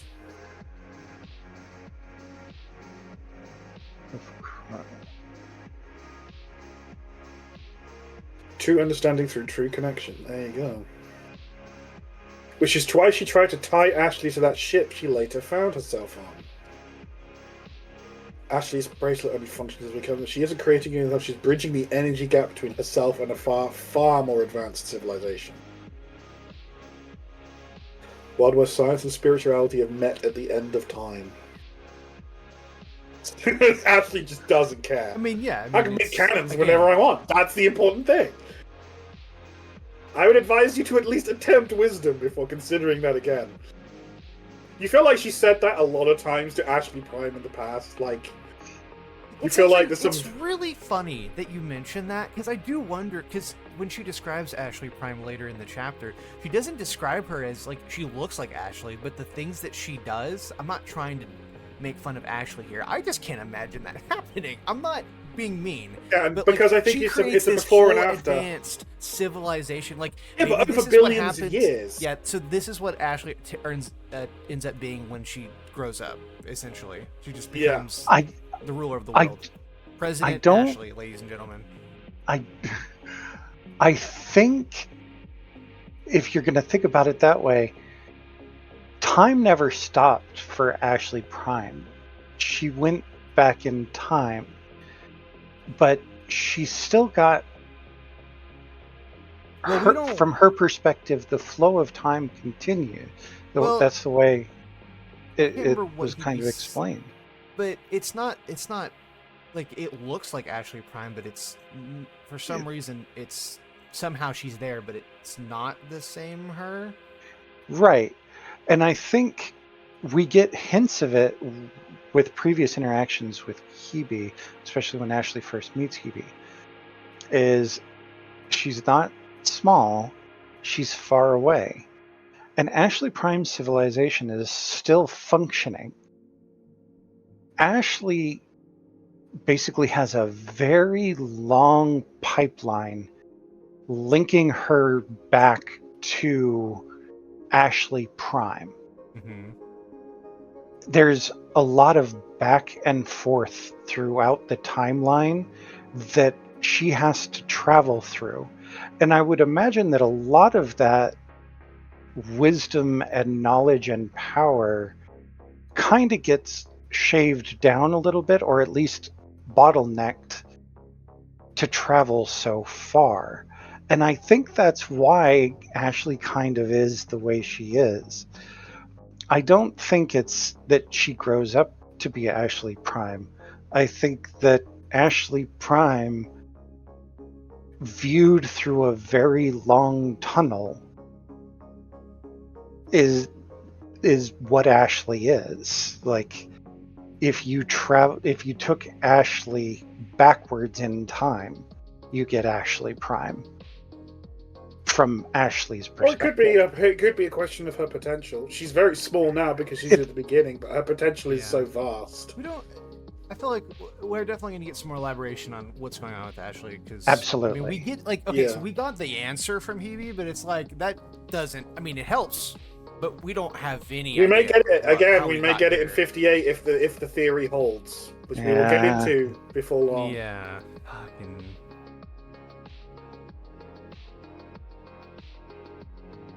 Connection and understanding, Misaki.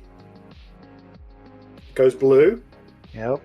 Which is that side of her power, and then green for the external. You're the only one who could have truly brought her back from the brink. Only you could have borne the burden of her full chromatic nature. Referring to 51. Mm-hmm. Yeah, I mean, and she's right. Misaki is like, she's been absolutely key at multiple points. Yeah, the planet's only still existent because of Misaki keeping CJ from going nuclear. Yeah. You have no ideas, wonders you will work.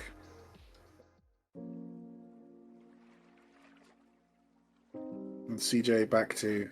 Vindication. Shut up! I will kill you! Vindication! Silence! Understanding? Wait a minute. Understanding? I don't understand.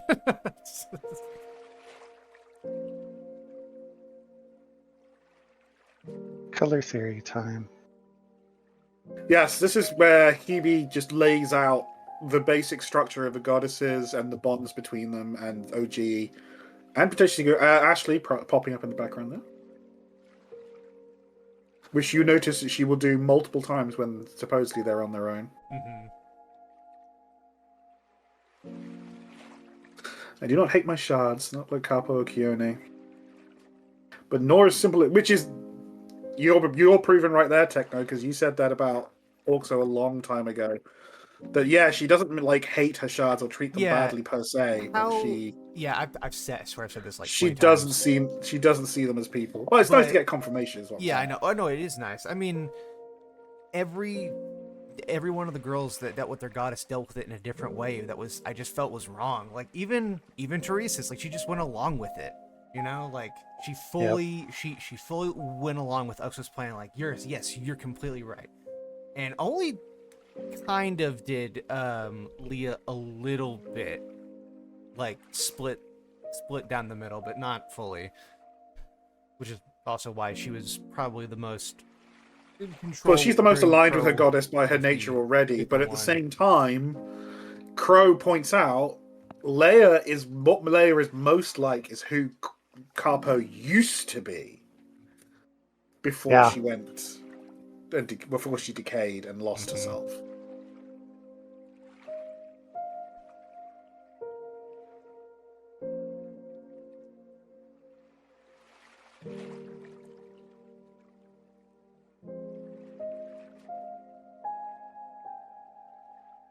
Yeah, but this is also an important distinction for Hebe. She's just because she's got this power of connection doesn't mean that she can explain it easily, nor is it instantaneous. You can't be connected to everything.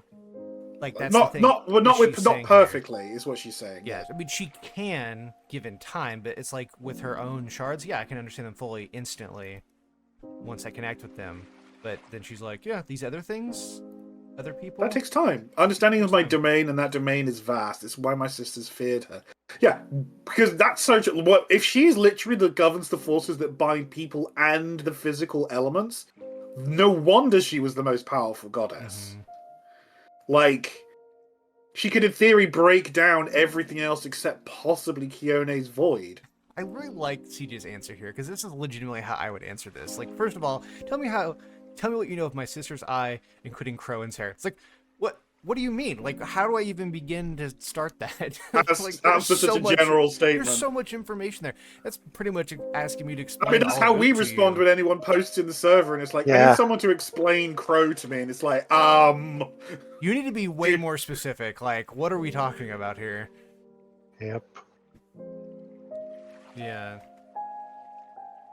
Ashley might have slipped through that, but Misaki didn't. She knows as much as me. Ashley has her own purpose. Ugh, and where she is, I think she pops up in the background on that one as well. Yeah. Or am I wrong? No, I was wrong.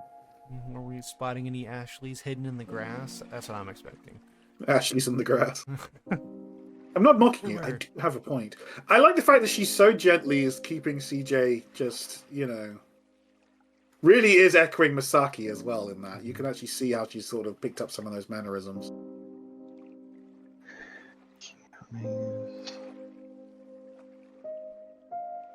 Call of the Void. Yeah, Call of the Void. And then he does, he perfectly covers the, negative flavorings of their aspects. In his mind, negative, I should say. She thinks she outsmarts it until it catches up with her and she explodes. It's so true. So true. But black and white, this is the one that caught my eye and is interesting. Tsukiko has the same powers as me, but inverted. We're opposites or something. And then I have no idea what kind of emotion it makes me feel, except that it's not negative. That's really interesting.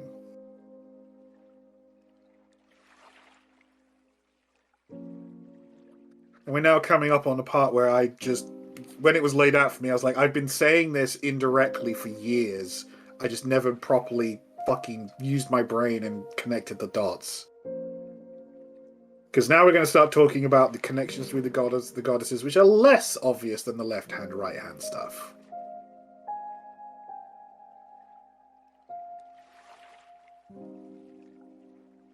But Hebe, once again hammering home the points that have been made a few times this arc, that the goddesses destruction and ending things is not evil. It's just a part of the cycle and process of existence. That one, however, is evil. No, I'm just kidding. She doesn't understand it, but we come up against the simple fact that we find that we've mentioned before. It is odd that ring is on the left hand. Well, other than you'd think Kay would have a little bit of insight as to Tsukiko's stuff, but not like completely. Well, no, she wouldn't have any because she doesn't because Hayato kept all of Tsukiko's preparation stuff off the books. So she looks at that ring and she's like, I have no idea right now. Coppery one. Is it coppery? It's amber. It's amber. She makes things. She will rewrite history to make things.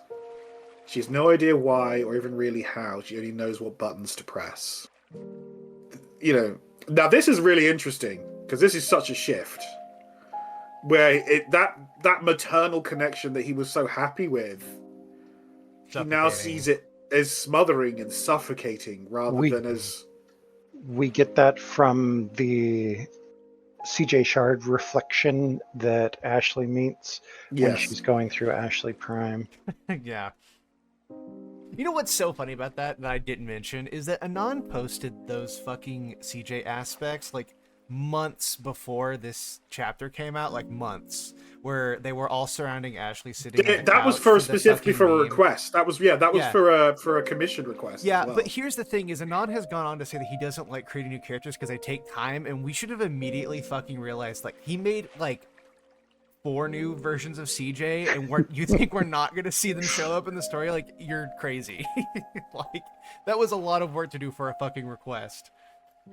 We should have expected it, is my point. It doesn't make me feel anything. That's the way, kind of the same vibe as an electronic device you know is turned on but can't hit. Like, interesting way to perceive Hebe's ring. It's the easiest to look at for sure. Yeah.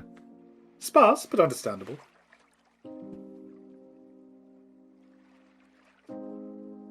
I don't know. In a way, but not quite. I mean, she does like you're getting kind of it, but yeah, they create, but not which is really an important distinction because that's OG's role is the creation.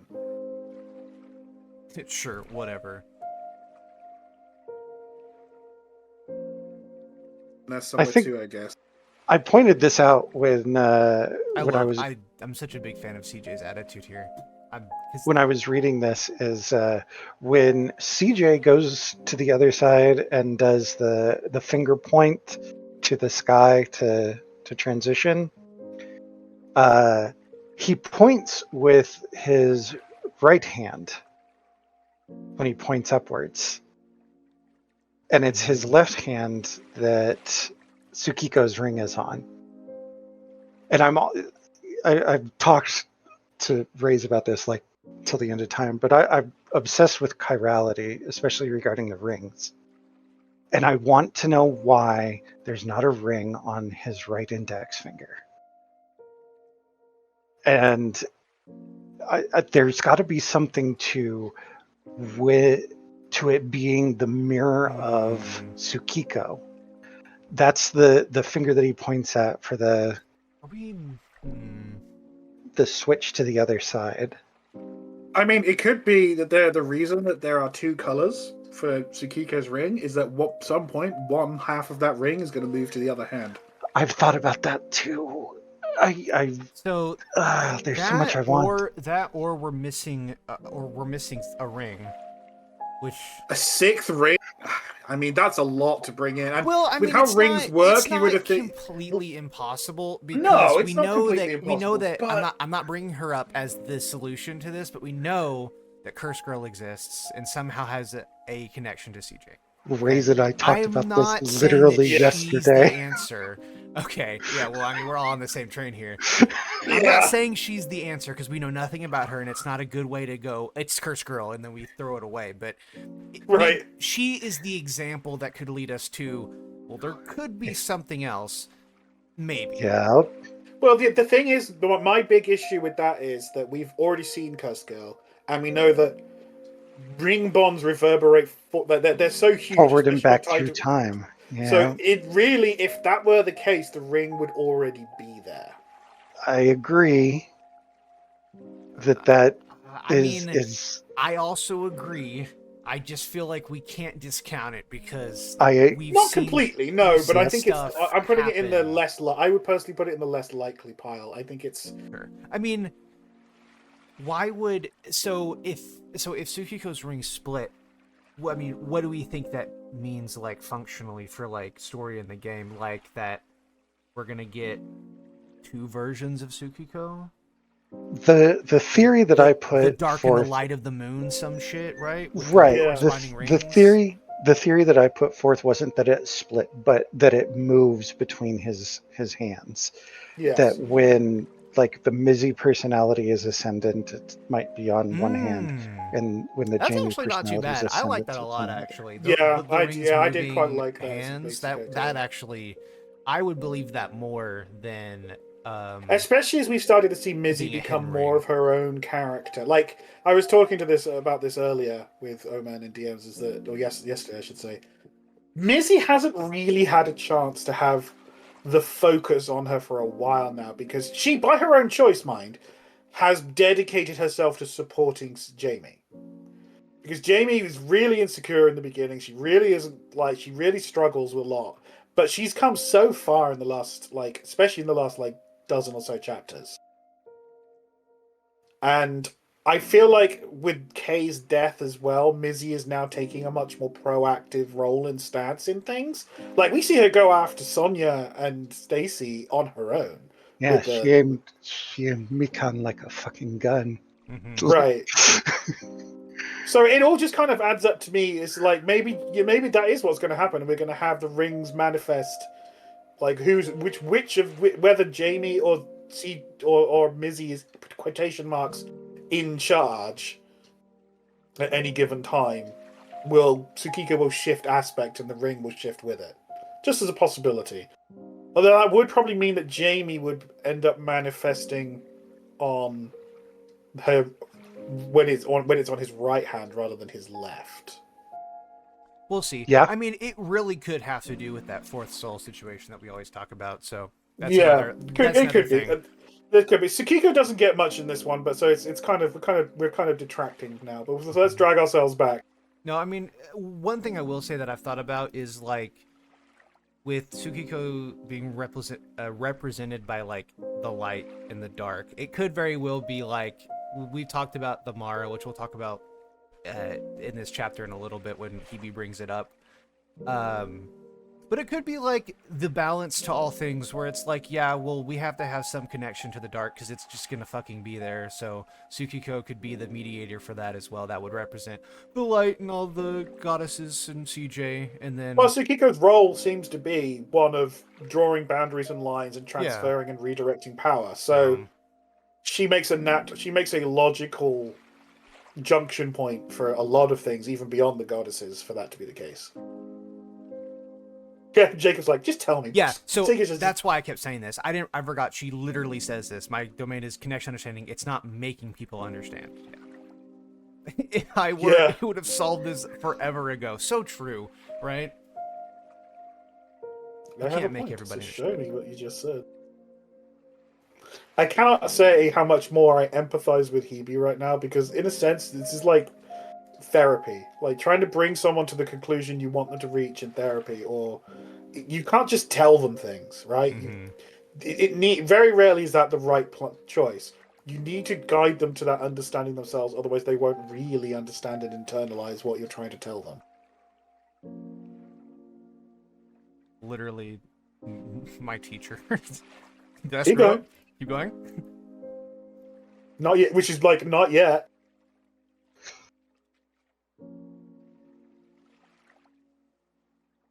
And it's so obvious when you see it like this. Yeah. Like This is I do have a theory which isn't like based on anything other than how this is represented, but like, you know, the logo for Oot being that fucking flower, the lotus, yeah, the lotus. Like, this is what it's gonna. This is the end result to everything. Or is it going to be that there's going to be a star at the top and a star at the bottom? There needs to be one more. Yeah. could be two halves of Tsukiko. The moon shifting, like you said, because the moon moves. So Yeah. I can see why you assume. You're not wrong. No credit for partial answers. you're right. What are these conversations at all? Can I get a hint? She gives him one. She's already kind of Ashley Ashley, Ashley's hiding Watching. in the grass right there. watching. little voyeur. I'm not trying to be pedantic, but you are. Still. No, I'm just kidding. Yeah, she's right. It would fall Would fall. apart. There's nothing.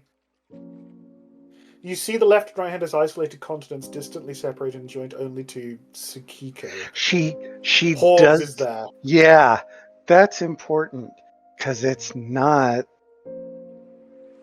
Well, She's because saying, CJ's dancing around it himself, because he keeps Yeah. saying, "Oh, Well- Tsukiko is me, but inverted," and then in his mind, he's removed himself from the equation, "Yep," Mhm. and which doesn't she's make any sense. However, she's saying you're wrong because you're using this model, and like she could correct him and just give him the answer, but he's but not that's ready to not hear what. it. Yeah, that's not what He's she's not doing. ready. here. Like she said, he's not him. But there's more to it than that. As we will get into it, guys. I know we keep saying, "Oh, we'll get into it later," but there's a lot to get It'd through, be and really it's funny if we important. make this a two-parter, and then we have to wait Just- for part 2 to come out. We never say the theory in part 1. Guys, this theory is coming, by the way. We never fucking say It's it. totally coming, guys. Trust I me. do find it Have interesting, faith. though, that so when she fixes the constellation here, right, it connects each side to each other, like, Yeah, as she explains it. But the it conscious and still unconscious. leaves Yeah. the middle as like the defining connection It's piece, which is how and it it's would in have the been box. before the shattering, Yeah. presumably, because Tsukiko wasn't there, and that was the fucking problem. Well, it gets called a constellation, right? And that's how it is. But it's also been described as the sun surrounded by other worlds, right? Mhm. So let's have all those 4 lines put up, as she's about to do. Okay. Well, here we'll go to it. Yeah, she puts the lines together. She Yeah. starts explaining. So this whole sequence is just you're both Oh, yeah. incredibly gorgeous. Yeah. CJ flirting with a goddess, Yeah, there's a little bit of old CJ. and Hebe even is like, "Well, but of course." Bats it back a little. I- can I just say, Feeling a nice little to see bit CJ better getting right before the most awful right, chapter. but gonna it's be also coming up really soon. big deal that CJ is not just flirting with like one of the girls close to him. He's flirting with a goddess. Yep. Like he's flirting with Hebe. Man can't turn his swag off, I tell you. Nice Omen. We are into but this is a really, like I said earlier, I've been dancing around this without properly cognitizing and like putting it together for years. And I was so mad at myself when this was laid out, and I was like, "My damn it!" Well, like it wasn't like this is a point that like you could have kind of guessed something along those lines and not have been wrong. Like it made sense. No, that's the thing is, I've individually talked about the goddesses and how, oh yeah, like these are all atavistic, very like emotional things, very like baseline things. Whereas with Carpo and Carpo, it's different, yada yada yada, and she's much more conscious and in control and all that sort of stuff. And it's like, yeah, Well, I just didn't put it together into the full pattern. right. Yeah. Like we've in the Oot Court, we've all said most of this before, like at various times. We just haven't laid it out in a neat grid foundation, Right. like in this pattern before. Yeah, she's the how and that's the why. Instinctual female sexual power, uncontrollable lust, and the eternal desire to bear fruit. And it makes sense. Like this is all completely making sense. It's classic Anon in that this was all laid out for us a long time ago. Here we go. Yeah, but I feel like this. I feel Okay, like this look is at a this, crazy and now reveal. bend each line outwards so that it's a circle. Yep. That's And what guess we what? always... You've got an orbit. Well, and another thing about that we've always had the problem with is there are no lines connecting to the center. But they It's- don't need to be because the sun falls upon all of them without Right. regard. Because but- how it's supposed to work is the sun's supposed to be giving them power, is how it originally was Yep. supposed to be. Like there is but connections it's a there. bit more Omen's complicated right, but than that. Yeah, it doesn't matter because they're rotating around it and it's constantly just giving off power. But it's the center of gravity, right? It's gravity. In this analogy, the gravity of a star at the center of a constellation or the center of a system. That's the analogy used to describe how OG, the sun, OG or whatever, is the center of the thing. And as Hebe points out earlier, they're not her and Orso are not they create, but they are not creation. Yep. Now, if we go back a bit further to something else, Crow explicitly describes the goddesses as the tools of OG. Now, on the one hand, that's obviously just Crow being Crow, because, you know, she's kind of a bitch. But I think that there is an element of truth to that idea, in that if he's the god of creation, right, then he uses their powers to create. So they are, in a sense, his tools, right? Oh, Ashley. Yep, another Ashley. But that's what I'm saying is that like if they you know, a tool, what purpose does a tool have if the tool user isn't there anymore? Is kind of a very crude and lowbrow way of saying it, but it's kind of the same basic thing, right? There was one other detail you failed to display. She's trying to get him to nudging him towards it, and she says, "I'm not in there." She doesn't respond when he says, "I'm not in there." That is so, like, she explains everything else almost. Yeah, she just doesn't respond properly to that. She says that's a problem with the formula he put forth. Yes. She doesn't say that's not. So yeah, this is all adding up, and trust me, we'll put the pieces together with you guys later. We're getting there. But yes, Hebe now confronting Crow, because as Kieran's been, you know, acting up this whole time, she's kind of low-key not been happy. But even Sarah's there as well. And then look who's here. This place kicks ass.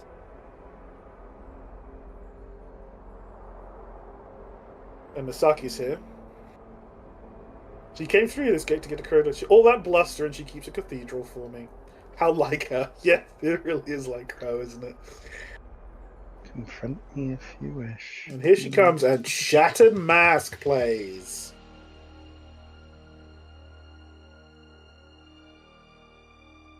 Not a coincidence that Shattered Mask plays right now. It doesn't add up. Well, sure. It's, and we see Crow bleeding through. Her eyes even... Her eyes, I think, changed colour as well just there. Pain. Here's Anya. And now Crow comes out while Kieran's in pain, and Crow's here.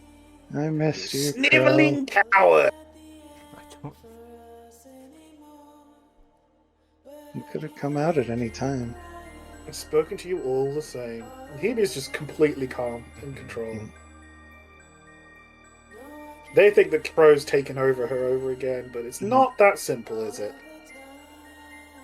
Ask her what she did. But I think Kieran low-key is in agreement with Crow. I think this is a sign of them growing closer in a sense. Oh, she is. She is. And the only reason why this gets resolved is because she asks Misaki, like, do you trust her? And Misaki's like, yes. And, okay, cool. I also trust you 100%. So we're going to move forward even if I'm not... Sure, Even if I'm not sure. I trust you more than I trust myself. Yeah, and again, this kind of connects to what Misaki was told earlier by Hebe.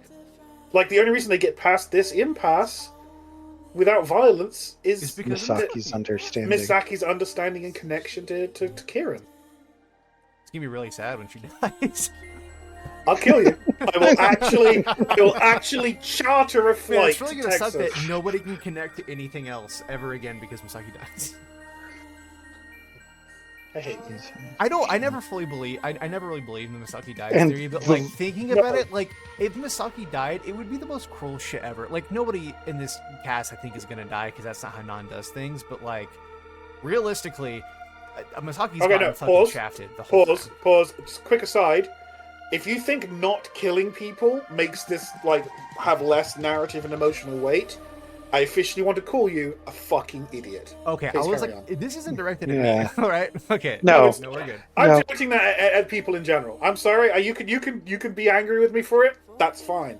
but I stand by my statement. Death has its place in stories, but it's not necessary. For sure, but it's used so cheaply so much of the time. Anon forces things to remain behind, so you actually have to deal with shit. Death is used so cheaply in so many stories, it undermines its use and value. You think you can avoid the consequences of your actions? Fuck no. Not an oot, baby. No, you want to play sacrifice? No, you actually have to, like, take responsibility and live up, bitch. And everyone here is, like, surprised that she's like, yeah, I did it. Yeah, because she's been so cooperative and good so far. And it's like, what do you mean? What do you mean you did something terrible? Tell him, Hebe. Enlighten to him as well, you abandoned risk.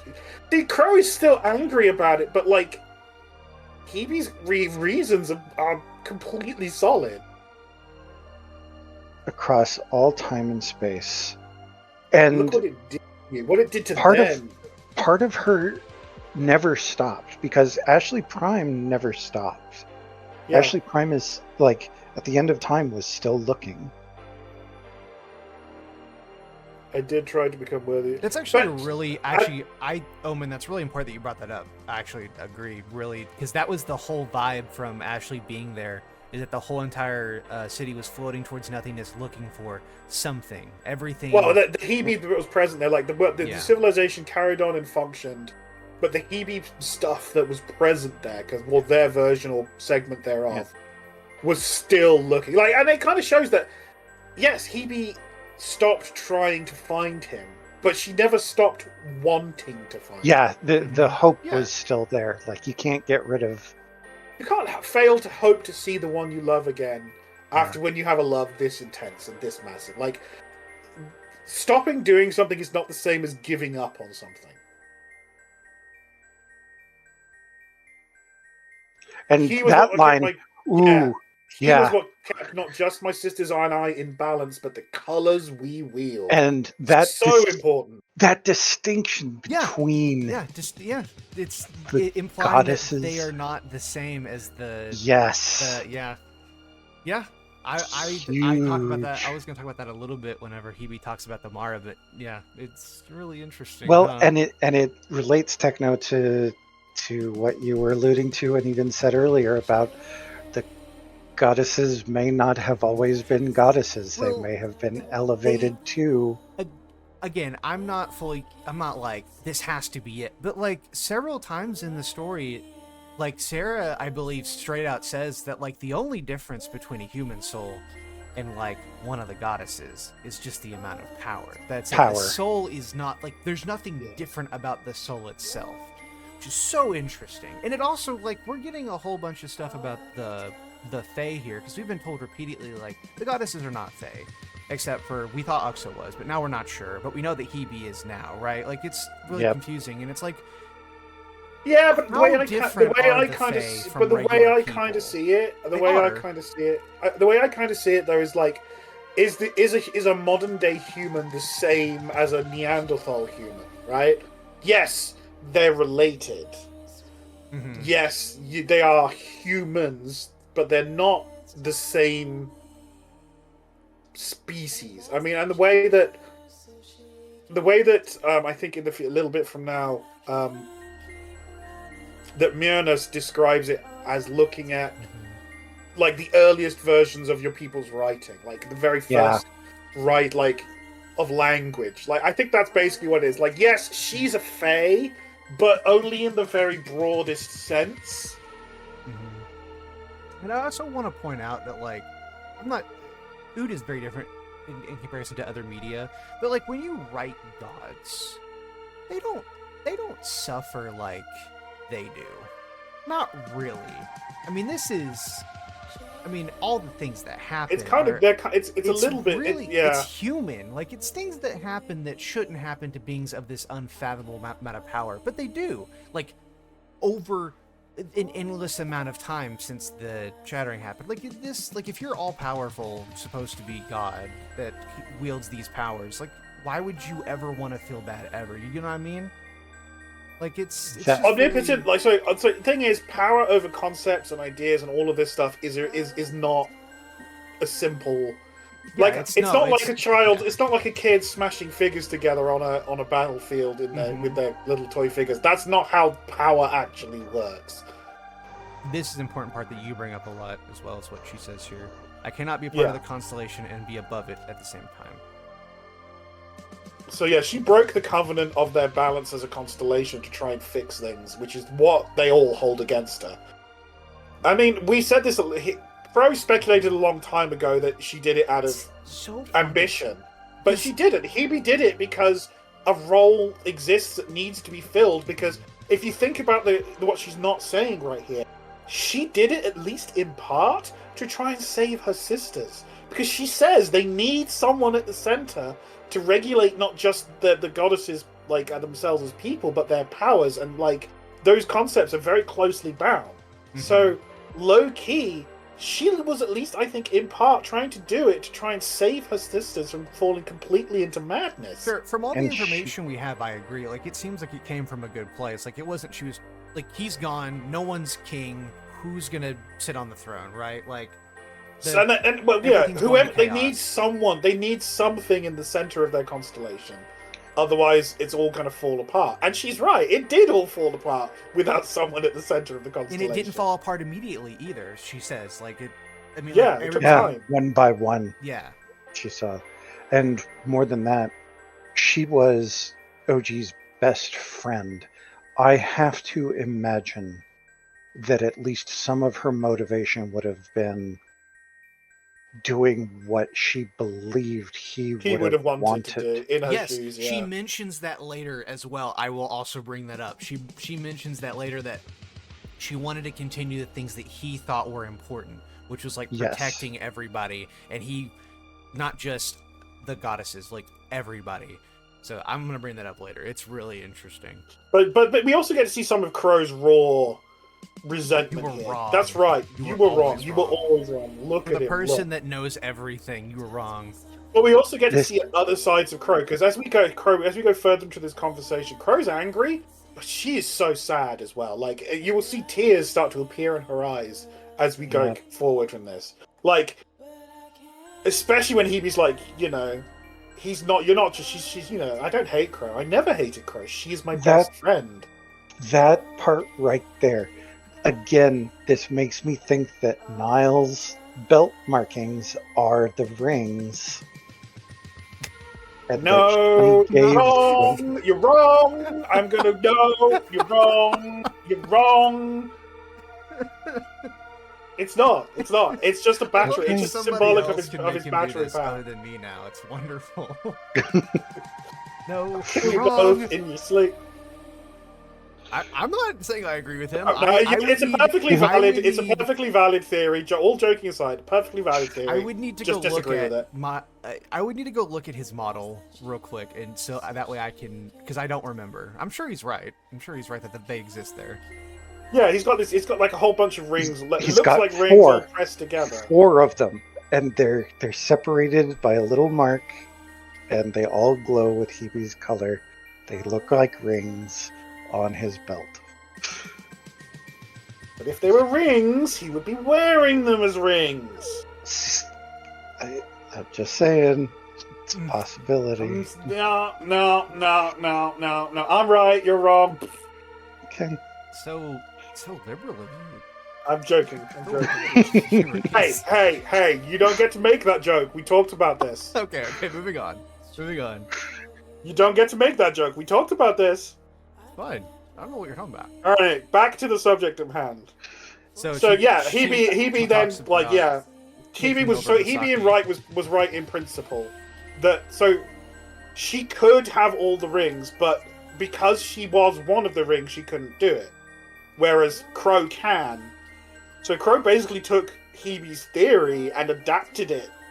Yeah, and she calls Crow chromatic before. Yeah, Crow is chromatic. Now that she's got her halves reunited.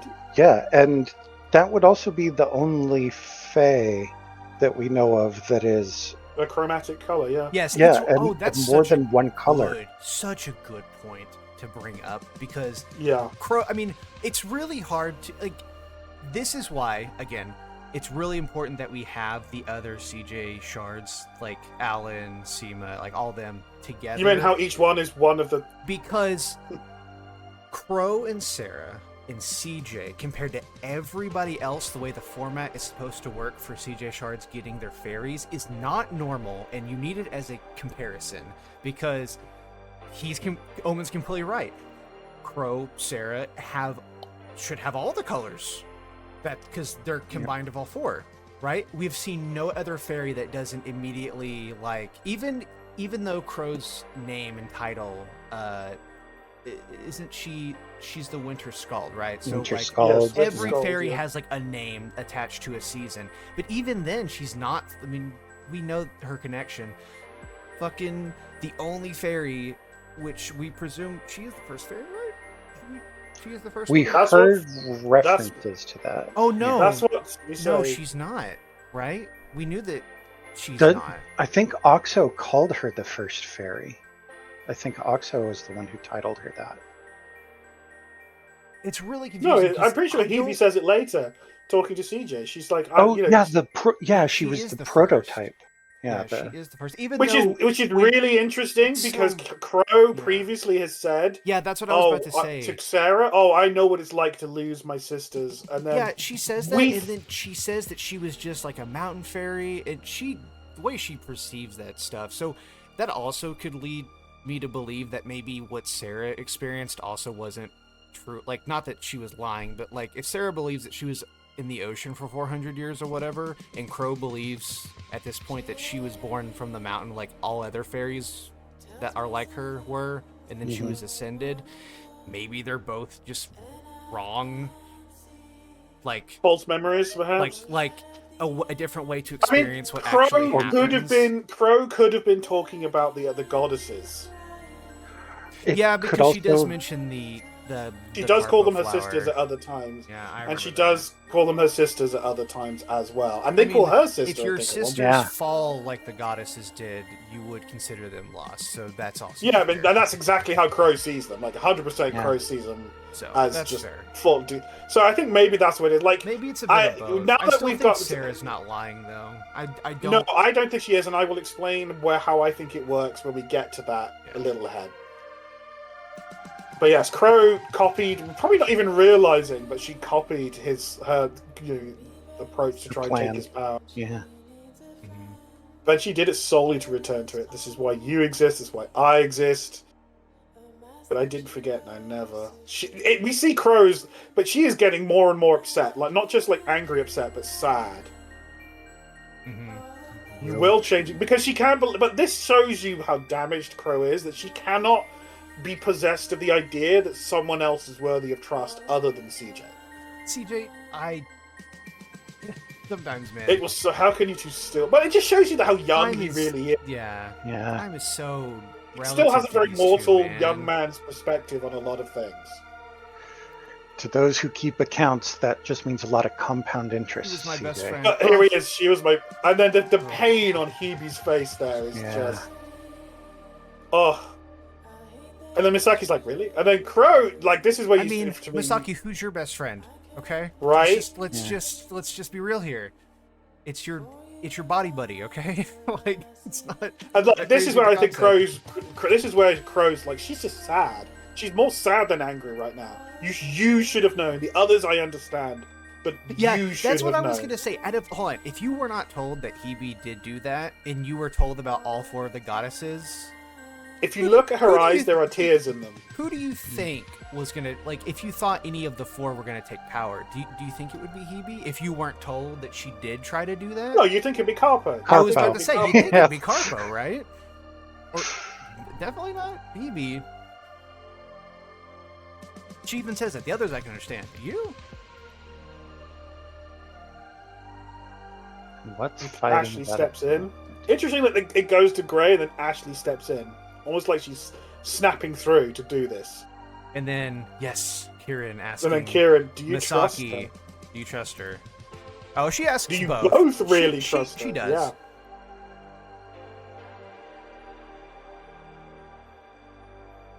But then the other important question, do you think it will work? I hope And so. I like that Misaki is honest here. The easy thing is just to Yes. say yes. But no, she's like, I don't know, but I hope Yeah. it does. And something needs to be done. Yeah, paranoia What and we've hatred been haven't doing hasn't worked. Yeah, maybe I'm naive, but maybe we've only failed because we haven't been able to trust each other. And I think that's. Did you see the look on Hebe's face? Like, the pain on Hebe's face to hearing that line, and how true that is for her and the other goddesses. Like, maybe all of this could have been averted. Maybe they could have gotten OG back long ago if they just worked together. And I really feel that those lines are just hitting Hebe really hard. But yeah, like, Kieran's feeling all of Crow's pain and doubt right now is what she's doing. I love and this. Then she's... When I was at my lowest, I listened to your words on faith alone, and you never failed me. So I'll do it again. I believe in you, Misaki. So much, and then, this chapter's got so much of this just... like, so the emotional payoffs. It's just so good. And Sarah as Anya, I want it to be true. With all my... She was silent through that whole thing except for those lines. Mm-hmm. And Hebe's not even angry. She's just... My poor Crow. And we're finally here. Company clothes. I think it's really important to note, just a quick aside, Ashley never leaves CJ alone this entire chapter and the previous one. Yeah. She's constantly with him at all times. She keeps trying to be with him. We can't forget whose arc this is now. It shows, but not just that. It shows you how much she cares. Like, she is essentially spiritually stalking him for this entire chapter when they're not openly together. I really wish Bridget had a little pipe with her. I know. So can you imagine how hard that would be to render, though? God. It'd be so funny, though. And I love that by he's in heels. That's amazing. Nice heels. Absolutely peak. I won't be talking about Baihi in this because I know some people will be made uncomfortable. I didn't say anything. So I'm not going to do it, alright? I'm not. Uncomfortable? No, what's uncomfortable is your obsession. It's not an obsession, it's a kink. It's different. She is wearing it. The sun's so bright, I thought she was just bearing it. No, she's got a white top on. It's interesting that he sees the hair there and kind of freaks out a little. Poor Sarah. Yeah. And Kieran, and everyone's just kind of, okay. Hey, Misaki, you get a physical body while you're here. It's cool. Soon enough in the real world, I believe. I took the liberty of repairing your sky. She's such a nice good house guest. Does repairs while she's there. She doesn't want to avoid you. I know, it's just, she looks like my mom. I fucking, dude. No, that's, okay, all AVNs lead down to, anyway, but also CJ's face here, whenever he's like, I know, it's just, huh? Avoid who? Who are you looking at? Who are you looking at? Ashley. And he's just like, God damn it, Ashley. What kind of sus crap are you making her do, Mr. Thundercock? Never say sus again. Never say sus again. And in Hebe's mind, she's like, this is my fault. This is my fault. I can't believe she's a part of me. She's reading the definition of sus in a dictionary in her mind. No, she's just staring at Tsukiko. No, she is just staring at Tsukiko, yes.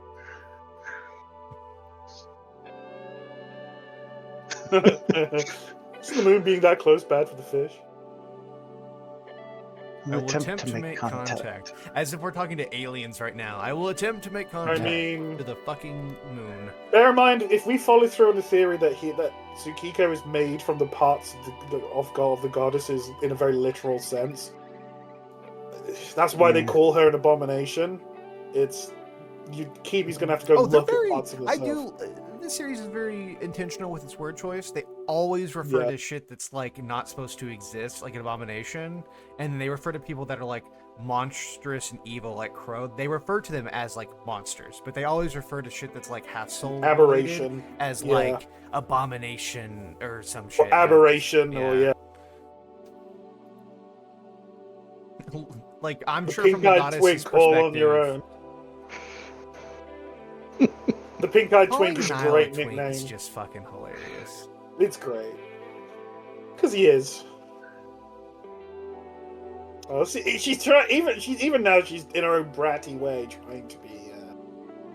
Yeah, see, stick with me. Stay with me. Please stay with me. I'm worried about you. Your immortal spirit, who knows literally everything about you, is standing right there, and you don't want to ask her anything. At all. At all. I don't know. What am I supposed to ask? Honestly, fair enough. Yeah, no, she got the answers that she already wanted. Why am I so little? Oh, I'm not little. I'm really far away. Okay. Maybe, you know what? Maybe this line really does imply that future Ashley was exactly like her. Isn't that much different? Yeah. She's just way more capable. I mean, you could attribute that to the fact that she has all her memories now, but I'm just saying maybe that. I suggest you connect with these other. Yeah, I sent this to him earlier. Yeah. She says to him, she talks to him like he is a shard, because I think in her mind he is, and I know that sounds contradictory to what she said earlier, but don't worry, guys, we're gonna get there. She never answers it though. She never answers it. She says you're not him. But she doesn't say that he's not a shard. None of the shards are technically him. But she does call those other shards. But she does call those other shards him as well. So not quite a perfect one for. But like I said, we'll get to it probably before we do the Sarah scene, because that's like a whole other thing. I think Hebe talks to her. No, Hebe. Yeah. No, because Hebe talks to CJ before that, so it's fine. Oh, a couple times, yeah. We've got the whole bit talking to the other shards. Then we have a sequence with Hebe again. Then we have a sequence with Ash talking to Kieran, and then Ash talks to the fairies. Another sequence, and then there we go. Alan and Mika. Not a huge amount actually happens in this beyond like establishing that Alan is not just an asshole. Again. Yes, I really like this scene with Alan because it has CJ relate to Alan, and I'm like, fine, because Alan brings up a really good point, which he's about like, of course they don't act the same way as me because they don't get it, right? Like they haven't lost someone. They haven't experienced what me and you have experienced, bud. You know, like why? Yeah, how could I not act this way?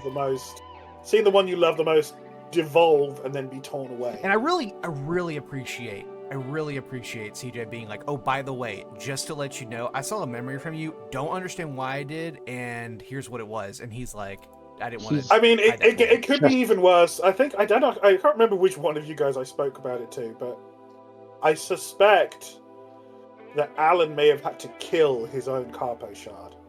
Yeah. Oh, I think we did talk about that. Yeah. Because he talks about how it's like watching a landslide, and also his job is to protect the world and all that stuff. If she became a threat, she would have wanted him to end it, quite possibly. Yeah, Mika's just like, holy crap, he's so powerful. Unbeatable.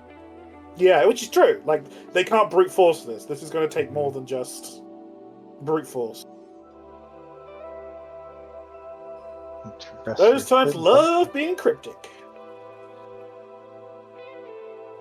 And he asks about Leia. He can't help but ask about Leia, can he? Poor soul.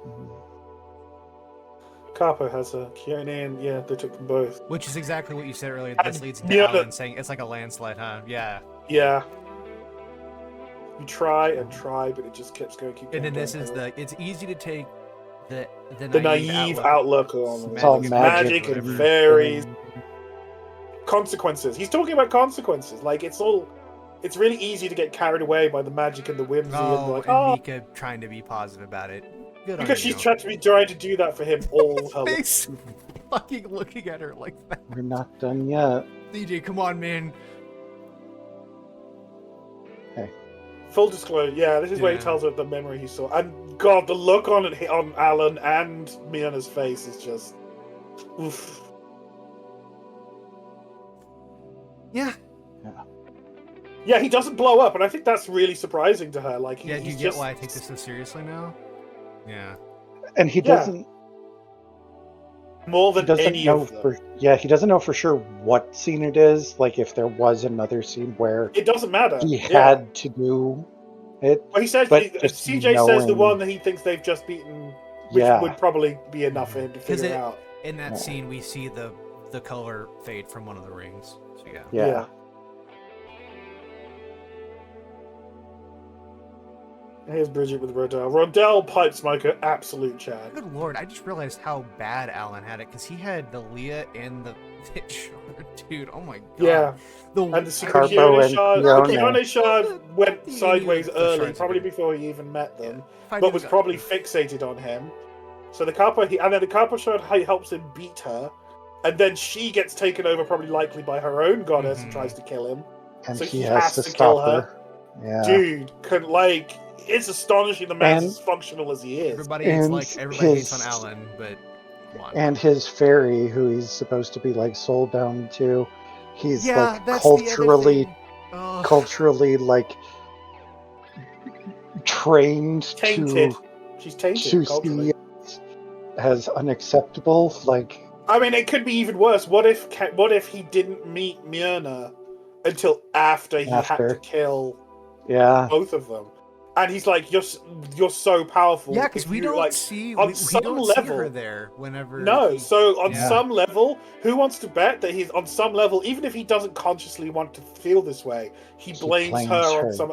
Yeah, if like you'd been there, I could have kept my maybe she Carpo could have shard. survived. Yeah. Yeah, Myrna does say that they've faced powerful threats before, but she doesn't specify. Well, we know that Keone keeps So, trying to invade, yeah. even after Yeah. they beat her. So, Yeah. like, he talks about how Keone caused, like, a worldwide winter that went on for, like, 2 years. Until Yeah, recently. and that would have been And then- after. And every time they Alan tried to looks really confront her, young she in would that, flee or that drive her flashback up. compared to Yeah. whenever we've seen the fight between him and Keone. Yeah. So yeah. But we do get a peek behind Rodell's curtain here, like, on his personality. But, this is what Mini your butt. home is like. yeah. I mean, you have to realize he's from Bretonia, Yep. legally distinct Bretonia. Mr. Copyright Algorithm. Legally distinct Bretonia is and legally distinct like duchy within it, which is it's in the legally distinct Warhammer fantasy world. And that place is really shit to live. Mhm. Like endless like beastmen, undead, orcs, skaven, people falling to chaos, like that's why he doesn't flinch when they go to Niall's world, and he doesn't even really flinch much when he goes to the like Cyberpunk's Super City. It just Mhm. looks Everything's sad now. like when all those horrors and all that shit. That's a Tuesday. So but seeing all this like all the luxury as well, he's like that must put things in such a perspective for him. If everything sucked, it wouldn't be too bad. But Right. seeing nice stuff, It hurts more to see just how good things could be if without all that shit happening. yeah. Just such And knowing- peace as possible. Like his hatred of Niall, it really makes me. I always liked Riddell, but like, It's a great Yeah. contrast. It's a great Yeah. contrast. I Yeah. love it. It's great. his, I mean, especially when he said that Niall probably was like him at one point. yeah, Yeah, I mean, we see. I don't know when we see that that picture of A him. little bit, and- yeah. When in he's a little bit. Diomedes, yeah. but he looks so, heroic, happy with his, his companion fairy beating the whole entire world. Saving it, bringing peace, achieving all of that. Does And he then- make beach paradise? No, he ruins everything. Because Lamara whisper in his ear. But yeah, a lot of this conversation right now is about just the moral differences between Niall and the rest of them and how different he is. Bridget's lines here make me feel like she's condemning Rodell. Like narrative structure wise, it's like, oh, you're There killing are some Rodell. definite death flags. There are some very Yeah. real death flags being thrown. I mean, like all of we- them, they've all had them for a while. I mean, I seriously, I don't think my theory of like Nile absorbing. I swear I thought Alan was dying whenever they showed up. I'm Yep. not joking. I really did. I Yep. was like, this is it. This is the fucking Nile absorbs. No, but we're not far from talking about our big theory. So we'll get into that soon enough. It'd be really funny if we don't mention it at all this episode. We just keep saying it. We're getting closer to the end now, so we're going to do this in one go, but it's just going to be a really long episode that we might split into two anyway. One of my next, just like that too. Yep, the one with the twin tails. Yep. I'd have Sima to and skip Baihi. this one, but you know we're gonna go ahead. What? Why? Why? Just to make you mad, even though I don't have a problem with this character at all. Just to make you mad. That's why. But Baihi talking about the manner of this place is really interesting. We like finding out that it's No literally comment. a fusion of Sarah and CJ's magic is really quite interesting. It's not just a place for him, it's hers as well, which is really interesting. And then we see, Yep. flashes of... It's all Fae look like each other. Well, it's more of a Racist. similarity of essence, I think. No, we get an explanation. It's because his world was made before the shattering, so that's why they. Yeah, look it's, separate. it's super old, his world. I mean, why would it be a problem? Of course he doesn't want to leave. He's been trapped on that lake for ever. It's a good point. Yeah, it's a good point. And he also was wanting for it to find somewhere beautiful. Like when they went to Niall's world, he was like, "Dude, this is awful. Is everywhere like this?" Yeah. He's like, no. See, there are places like this too. Interesting that his power set seems to lean towards the helping magic to flow, though. And he's from the moon, and who else's power set is all about enabling, like, the flow of power? Tsukiko's. Yeah, Bahi's strange. His powers, I guess, I don't know. They just don't make like his whole The fact that he's tied to is very strange. Yeah, the fact he's tied to a particular location, the fact that he is apparently of the moon, a which specific is kind of... made location is why it's really interesting. Mhm. Like it's because it's a shrine. It's a made location. It's not like being bound to the ocean or a mountain. It's like this is a thing created by presumably people. Yeah, And well, we have maybe the the spirit shrine. down there? Well, we don't know if the shrine coincides with that. It might. The I shrine thought might we have been saw it, built. didn't we? Yeah, we see the There shrine. is but a it doesn't shrine mean there, but it doesn't mean that the shrine is what what he's bound to. keeps it. Yeah, It could be the lake. Oh, That- I guess that's Or fair. it could I be thought the shrine was built he- there later for When he was him. introduced, Yeah. he said he had always lived with the shrine, is what I thought he said. But it's been a while No, since that was. it was, chapter yeah, 22 it was or always. I something. think on the hill. He said on the hill is what he Mhm. said. My. Your energy, magic, power. All right, all right. Just the I don't- look on Baihi's face when I he's don't need saying you it says it there voicing is just really Baihi. funny. Why not? What's wrong with that? No, you know what? It's fine. I get it. Coward. Anyway. But Baihi's just, just Howard, such a ray of because I'm not sunshine. obsessive about the femboy. I'm not obsessive! I'm- God.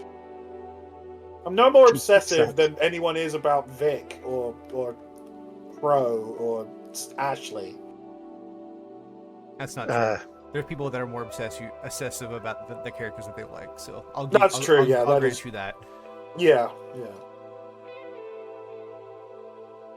Alright, this is where you go spend some more time with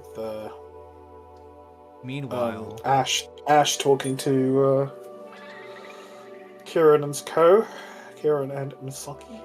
And I do love Misaki's response to her here. not now. Not now. Everything's okay, and she comes in, does her bratty act, and it is an act. She totally Yep. cops to it right Yeah. here. It's all in play. It's meant to be cute. Senpai? No. Not now. Not now. Rat That stuff ain't ain't fun. fun See? to do. Like, Yep. She knows it's just playing. just playing her role, as it were.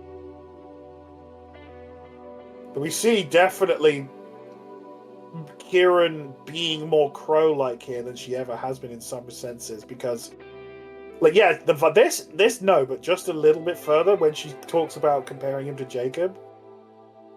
Talk about comparing Niall to Jacob. That piece of shit is nothing. See, that's very Crow right there. It's bleeding through. Yeah, and she is Crow. Like, there's no getting away from that. And she's gonna have to come to. She's started it, like we said earlier. She has started coming to terms with accepting Crow, but actually accepting her and fully means processing everything, and that's a long road. Integrating all of her is what she's working on. Yeah. Just dealing with all the memories and all the emotions that come with the memories. Yeah, and this is very interesting. She's like, I shouldn't be doing this. What, getting bad at stuff? Like, we're not just to be clear, we're not talking about absorbing Crow. We're talking about Kieran's processing of all of Crow's memories and powers. Imagine being like, because I know that they're all the same person, but like Kieran, like having to worry about the things that she feels because the others are gonna feel it too. Like, such a. And that's the key difference between her and Crow. I think. Yeah, imagine trying to control your emotions all the time because you don't want to hurt someone else who feels them too. Yeah, and Sarah's had such she spent almost her entire human existence, at least, blocking to some degree. There it is. Look, this is so. I don't want to make it harder. This is Crow. This is Crow's inner thoughts that we're hearing right now. No, there's no hope that they'll all turn on him, each and every one of them. Like. And the thing is, the really messed up part is that comes from a place of love. Yeah. Like, well, the dedication that she feels towards OG is unending. It will never. And now that she's come to think of CJ as him, not just like a little bit, but actually as him. Yeah. But Ashley is given a mission to try and help. And here we get the last proper conversation. This might be the conversation that I want to talk about. So this is the last one before the Sarah scene. Mm-hmm. You may as well share those questions with me. Okay. Why she gotta look like my mom? And it's a good question. Because I mean, this answer's actually a really because all AVNs lead to banging your mom and your sister. Why would you be annoying? Not at all. This conversation really makes me like Hebe even more. Like, it's just such a refreshing change. I don't have a theory for this, but like the getting to know Hebe so much in this chapter is really throwing me off. Like, I'm expecting her not to be around for very much longer. I don't have a theory. I'm just saying, like, the vibe I'm getting is like, yeah, we're getting to know her. Yeah, but lot. And I get that. I do get that. But this is Anon. The queen does have to be removed from the board at some point. Well, I mean, there's plenty of ways to do that without it being something Omen, really messed up. Oh my god, Omen. The queen does have to be sacrificed sometimes, fucking ass. I mean, again, with your whole maybe we use her to trap Niall for a little bit until CJ's stronger. That's totally possible. Or she could go off and do something else, like something to help deal with her, like find her sister's cause or whatever, and help. There's a lot of things that could take her out of like the immediate circle of the gang. Yeah, but she notes there that she learns how to speak to them from. Good. Don't think of her as otherworldly spirit. Why are Ashley and Misaki cousins? You're afraid? Why? It's a perfectly reasonable question. What do you think they are? One color in two forms, and every combination between them. Actually. Yes, the nerd emoji appears in her eyes.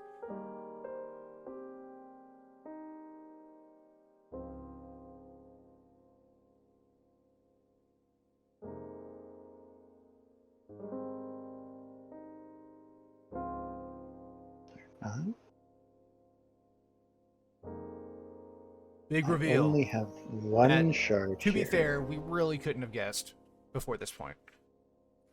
With yeah, it's because we didn't have an explanation. We talked about this a bit with Ashley, regards to Ashley. This is one of the few things which I'm not sure if it was or wasn't foreshadowed fully, but if it was, it's one of the few things I think we never really stood a chance of guessing. I think it's probably almost the first thing that we never I stood feel a like chance of guessing. it's being given us, like it's being told to us this way is because we're going to get more information in the next few chapters about it, because it's not that it feels like it's out of nowhere, but it's like it was an idea that we hadn't even like considered at all. Like, why would Ashley not be? Oh yeah, and why would like, we consider it? Like, there was no reason to consider this possibility. It does certainly answer the question as to why there's suddenly a twin situation, even if twins are more likely to exist for Hebe. She talks about Ashley's origins. Yeah, this is where we learn about. So we learned that after all of our speculation when it first came out, that I can't remember who said it, and it doesn't really matter. Someone said that it's a separate world, and that's what it was. But we just got it wrong. It wasn't Hebe's world; it was Ashley Prime's world. Mm-hmm. She never found her CJ shard. No, that is interesting, isn't it? I wonder what happened to it. Well, with the way that Hebe acts for her shards with that, it's very possible that. Well, so what would have had to have happened is we know that one of the other goddesses would have had to succeed in getting the shard, because the goddesses only destroy the world is if they lose and then the CJ shard dies, right? Yeah. If the initial connection is made. So let's just say if they never meet, the world survives. Yeah. So Kyon wins, kills her shard and the CJ shard, right? Boom. Okay. Yep. Well, that leaves Ashley. There's an Ashley. Yep. To do what I mean. Because Hebe has no reason. Hebe's not crazy and isn't going to destroy the world because of that, right? Like, that's not. Yeah, which means that Hebe shards don't destroy their worlds. And it also implies if she never found whose ring was connected to her. Wait. Who wants to bet that the reason that people can't find Hebe shards, even if they're existing after her being sealed, is because if they don't destroy their worlds, there's no easy way to locate it. Because I would bet the easiest way to find it, if you're not Orxa who finds it through Fae, is to find a world that gets destroyed, then move up through its timeline. Yeah. I think part of it is because this clearly happens before Hebe gives up, before Hebe stops looking. Yes, because she talks to Hebe. Because Ashley. Oh no, Ashley reaches out to Hebe. It's the other way around. Yeah. Ashley finds Hebe. But it's still that connection, right? Yeah. And that connection gets made before Hebe cuts herself off to keep Niall imprisoned. So once Hebe does that, no more Hebe shards. That's a really interesting line. By the time I discovered her and made contact, so I was wrong. She was a goddess. By the time I discovered she was her own goddess in all but name. Which means she had reached the power level. Maybe like not of maybe not of the four. Yeah. Or even of the individual goddesses, but in terms still of being called a god, which we've talked about earlier, is the only difference is power level. Well, there you go. Yeah. She's like above the minimum threshold, but nowhere near the power level of the greater ones. Her unbridled genius. It's just Ashley. Well, Ashley is quite brilliant. It's all intuitive. No, I know. Right? I'm playing it up. I'm fully aware of the nuance when it comes to Ashley. Also, it looks like she has a top that looks like it's stretching out quite a lot there. Yeah. Just saying. Yeah, but the question is that entirely natural? How do I hide things? How do I hide the text? Middle click. Oh yeah, totally. You're so right. Ashley just got fucked this time. Like D or double D cups. No, look, or maybe those aren't real. Maybe she like body modded herself. Maybe that's why she went into it in the first place. God, you know? Why not, right? Right. I mean, that's what Jamie's done. So the only reason she ascended to goddesshood. Finally. Oh my god. Yeah, that's it. My whole MM's gonna be crushed. MM will be crushed at that revelation. And then... But yeah, so we've established that Ashley is a reincarnation of a supremely powerful Hebe shard. So here's the story up to now. she learned about the other universes through Hebe, and then she swore to aid Hebe to stop her sisters, which presumably was the Ascension, and then Hebe failed. Yeah, that's the attempt. That's the attempted ascension. And then That fails, and then we don't have an explanation yet. well, according to what Anon said in the Dubsington chat, I think it was earlier, the order of events is that Hebe encounters Ash Prime. Ash Prime helps Hebe with her plan to replace OG as with herself. That fails. Then, she was possibly involved. It's not 100% clear, but she was possibly involved in helping Hebe raise up Diomedes, who is Nile. Oh yeah, because that would make sense. Because Ashley Prime. She says that Ashley Prime was with her when she was trapped. Sealed away, and then she vanished. Yeah, so my guess is that Ashley Prime wasn't trapped with her or escaped or something. And then she went off. How much do you... Well, it could be a case of... Again, there being 2 shards here is very interesting, but we could attribute it to... I really don't want to do this, but we could attribute it to Child CJ reaching out. Like, okay, no, I've got a theory. My theory covers this. My theory thought we're very close now. Let's just get through this conversation. Okay. Because I do actually have a thing I want to have before your big theory. Yeah, okay. Yeah, he's worried about her the least. Mm. Which she reminds you. She go back one line. One before that. One before this one. There you go. She reminds me so much of him, and we've talked a lot in the past about how similar Ash and CJ are. Yeah. And that just really rings even truer now. Like, there's a difference between even their hair color is starting to match now. Right. Being best friends with somebody is very different than like just loving them in the way that the other goddesses do to presumably OG. Having a best friend is quite different. And so Ashley all the time acts like CJ and does things that I just see CJ totally doing on his own as well, and I'm like, when I failed to take his place in the constellation, she was inconsolable. Bless. Not for herself, but for me. I was the one who suggested we attempt to find her, so she did help her with that. Yeah. Yep, and then we get the flashback to Diomedes and Nala. No. As she used to be.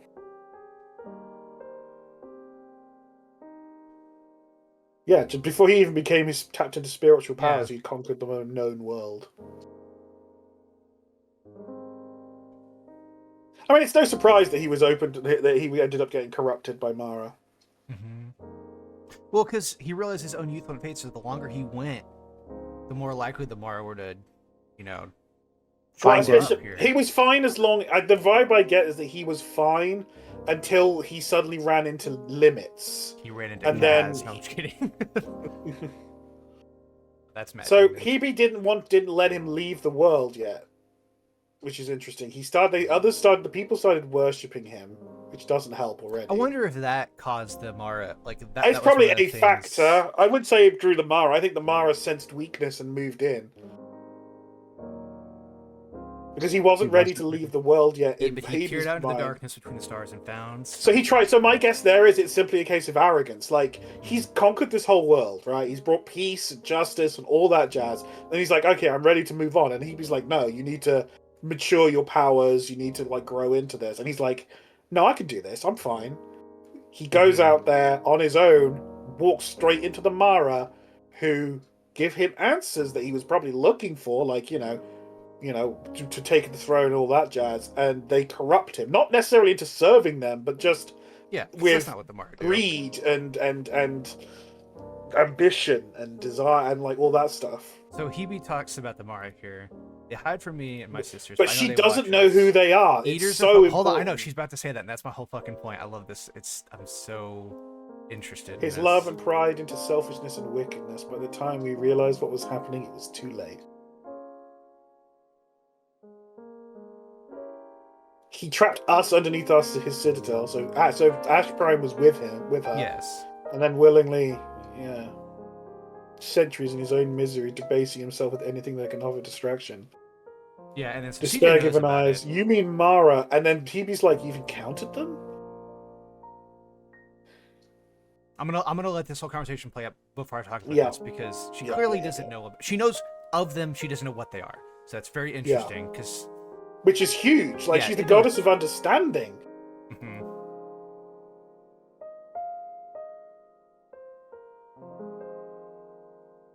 So, when does she say this next part? I doubt any of these other shards could have denied their advances. So it's really interesting to me that she specifically cites the shards as being vulnerable. Mm-hmm. Which links to my theory that could come off of this. And Mm-hmm. it's the first theory that I'm willing to put forward with any degree of confidence, although it's not much, as to what Mara is and who Cursed Girl is. When did she talk about... She talks about... Okay, I'll talk about it a little bit, because she also mentions this. So Hebe, from this conversation, knows that the Mara exists, but she doesn't know what they are, okay? So, which isn't something super crazy until you think about...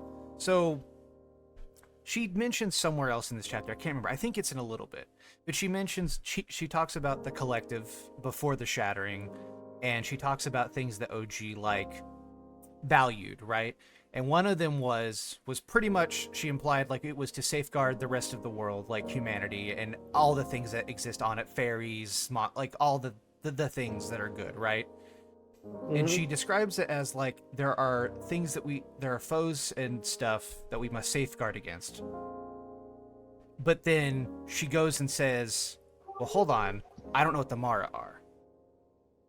So the Mara did not exist before the shattering, is what I think this is saying. Yes, that is what she's saying. More or less. Very interesting, because then it also leads into the thing that I've been talking about for a while, which is, why on earth would the goddesses, like, end up this way if it wasn't, like, did they do this all to themselves, or is this like, the Mara have been described as beings that feed off of pain and suffering, all this stuff, and all of a sudden we have 4 goddesses that have lost their loved one, like the one that completes them, and he's gone, and all that pain and suffering would empower them. No wonder that they went crazy and, like, make the Mara, like, You're spread. so close to my theory. You are so well, no, close. because we talked about this. This was, like, the first thing I talked about whenever I talked about the chapter. But, like, then I know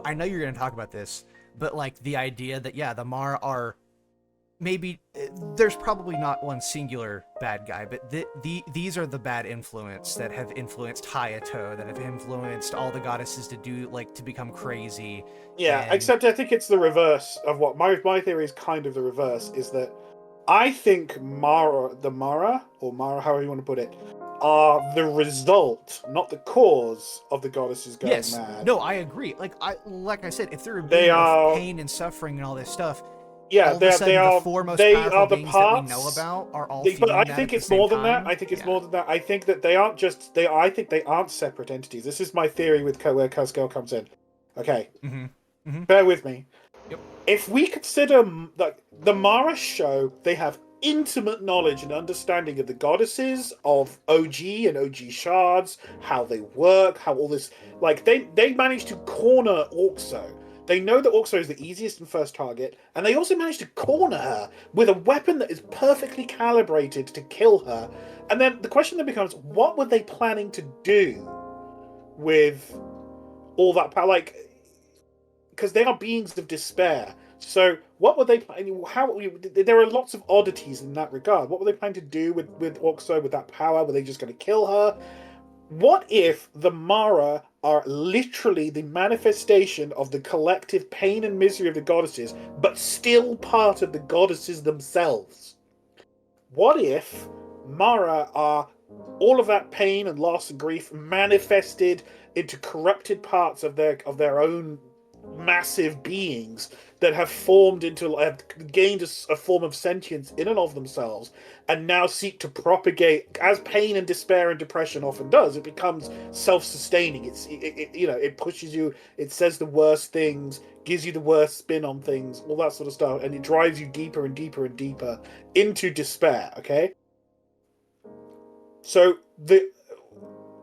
as an aside to where I'm about to say, the goddesses and CJ are connected through their ring bonds. What if, because Curse Girl says that he bonded with her, and that bond is what has allowed her to reverberate backwards in time to take this role as a provider of powers to him in terms of the planned RPG combat and all that sort of stuff. What if CJ's final resolution to dealing with the damage and harm the goddesses have suffered is to force a manifestation on the Mara into Cursed Girl, who he's bonded with through that ring. She has a ring for him. She's wearing a ring, and then bounces her back through time to witness his full story, so that to try and teach her a lesson in empathy and compassion. So what if Mara is Cursed Girl, and Cursed Girl is Mara, just all those Mara condensed into a single being as a means to defeat/contain them. And then he's trying to save them by drawing them out of their despair and finding redemption. Because if Crow can find redemption, if the other goddesses can find redemption, anyone can. And it would be the final step to healing the goddesses. Would be to heal those parts and get Cursed Girl to... As far as Cursed Girl theories go, I like that one a lot. I really do. And it would make sense, especially... Yeah, it's very tentative. It doesn't seem impossible as well, especially if they didn't exist before all this happened, right? Like... Right. You know... Like, Crow just dismissed... Crow doesn't fully understand them either in 44. She's like, oh, they're thought demons. Yeah. So the beings conceptually similar exist, but she doesn't know specifically who Mara is. Which is, again, very indicative that they are, at least a relatively speaking, recent phenomena. But for entities that are able to take on goddesses, if indirectly, that's huge. Like, considering how powerful the goddesses are meant to be and are. We saw. It's not. The idea of. The idea of them accidentally creating them seems like that's so easy, right? We see that. Fuck, CJ accidentally created his, fake dad, right? Without any effort. And you're telling me 4 goddesses can't create this fucking legion of, suffering... Made up of their own essence that's fallen into suffering and pain. Right? Well, just look at what... the precedent already exists. Because that's... What I'm talking about is essentially exactly what Kieran did to Crow. Kieran is the original Crow. When Crow, that we know, formed out of Kieran and was the one locked up in chains and then was banished out of her, that was Kieran kicking Crow out of herself because she had failed yet again and her pain was so great, she externalized all of that pain and sorrow into another part of herself, which gained its own sentience, and that's the Crow that we know post chapter 15. So... there's precedent for what I'm saying. Is my point. Is that the idea of entities externalizing their pain and suffering unconsciously into another entity has already happened. Yeah. Well, But yeah, that's my Cursed Girl theory for now, at least. Yeah. No, I think it's good. No, very tentative, of course. I do. The most interesting thing that I thought about this is because if that's true and we get a resolution to the Mara in this game, we know that Anon has other things planned for the Oot worlds, stuff like that. Oot 2 and 3, if he makes them, right? The idea that there are other so the Mara don't exist before the Mara don't exist before the shattering, and there were still other foes to safeguard against and fight. Very interesting. Seems like some setup stuff. I think there is something to them existing prior to the shattering because of the corruption that we see on OG and Crow in... That's the power of the 4 goddesses interfere, like Oh, are you bleeding talking about in the into OG. prologue? Are you talking about the prologue? Yes, in the prologue. So I don't think that's I Mara. don't think so. Just remind me, because this is leading to a point. Niall only wears one glove, and it's the glove on the ring hand, right? Yeah. Okay. So my thing is I think it's what we've been theorizing of like why the shattering happened is because the goddesses in OG were all going to combine, and he was just going to absorb them and overwhelm them because OG had more power than them, and that's how it's supposed to work. So Cyrus cites very early on when with two bonded entities, if one is vastly more powerful than the other, eventually at some point it overwrites the others. So that's why Tsukiko exists now for this, because otherwise, if we were just to connect to everybody again, the same thing would happen eventually, which is why Tsukiko is so important, right? I think purely those the veins on OGs and presumably what is supposed to be not just a dream, but the prologue. I think that's just the power overflowing, which is also why I think that he doesn't talk at all or emote at all in that entire fucking thing, is because he's so filled with power. The more powerful you get, the more likely you're not to like. Not to mention showing emotions would likely accelerate. Yeah, and likely showing emotions would accelerate the process. Like Niall, because they wouldn't be just his emotions. Yeah, because Niall also like. We don't know what Niall was like before, but we know he was happy and stuff. Like, and I know the Mara are the ones that really affected that. But like, as he gets more powerful and started consuming Hebe, like, I don't know. I think that glove on his fucking hand is there to hide the fucking cascading green veins on his fucking hand. That would be interesting, yeah. Because I swear that whenever Anon teased Niall, he was wearing both gloves, and I thought there's never been a reason to hide hands like that. I thought that was so specific. Anyway, and then now we get the answer to why does Sarah look at them all. But I do like this answer. We did talk quite a lot in past chapters about why Rebecca. Yeah, what is Rebecca? Why does she look like Sarah? Why does she have those rings in that scene and all that stuff? And we get this answer here. And it's, for lack of a word, it's awfully romantic. Basically, translating her spiritual gobbledygook for those who struggle with it, she's saying that a spiritual entity that's powerful enough, that feels particularly something enough, they can consciously or unconsciously rearrange the world around them forwards and backwards in time from the point where they arrive. So the reason Rebecca looks like Sarah is that Sarah is such an intrinsic thing of love and the meaning of the word love to the spiritual entity that is CJ or Jacob or Cameron, that she has to look like Crow. That kind of doubles down on the theory of child CJ Jacob.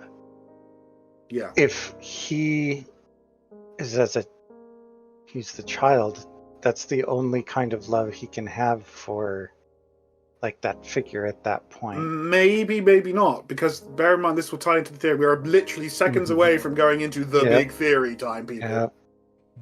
We also get a bit of an explanation as to why Baihi kind of looks like Sarah a little bit.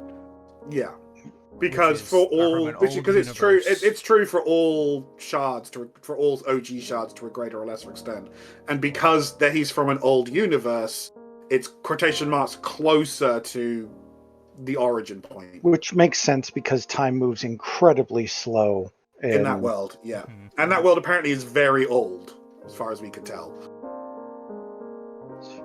It seems to be like a cultivation sort of Zanshia style world. So. Woo! Hold on. She loved you so much that Crow could find this world across the sea. She loved you so much. Yes. She's talking to CJ, but Rebecca. Yeah, she's talking about is not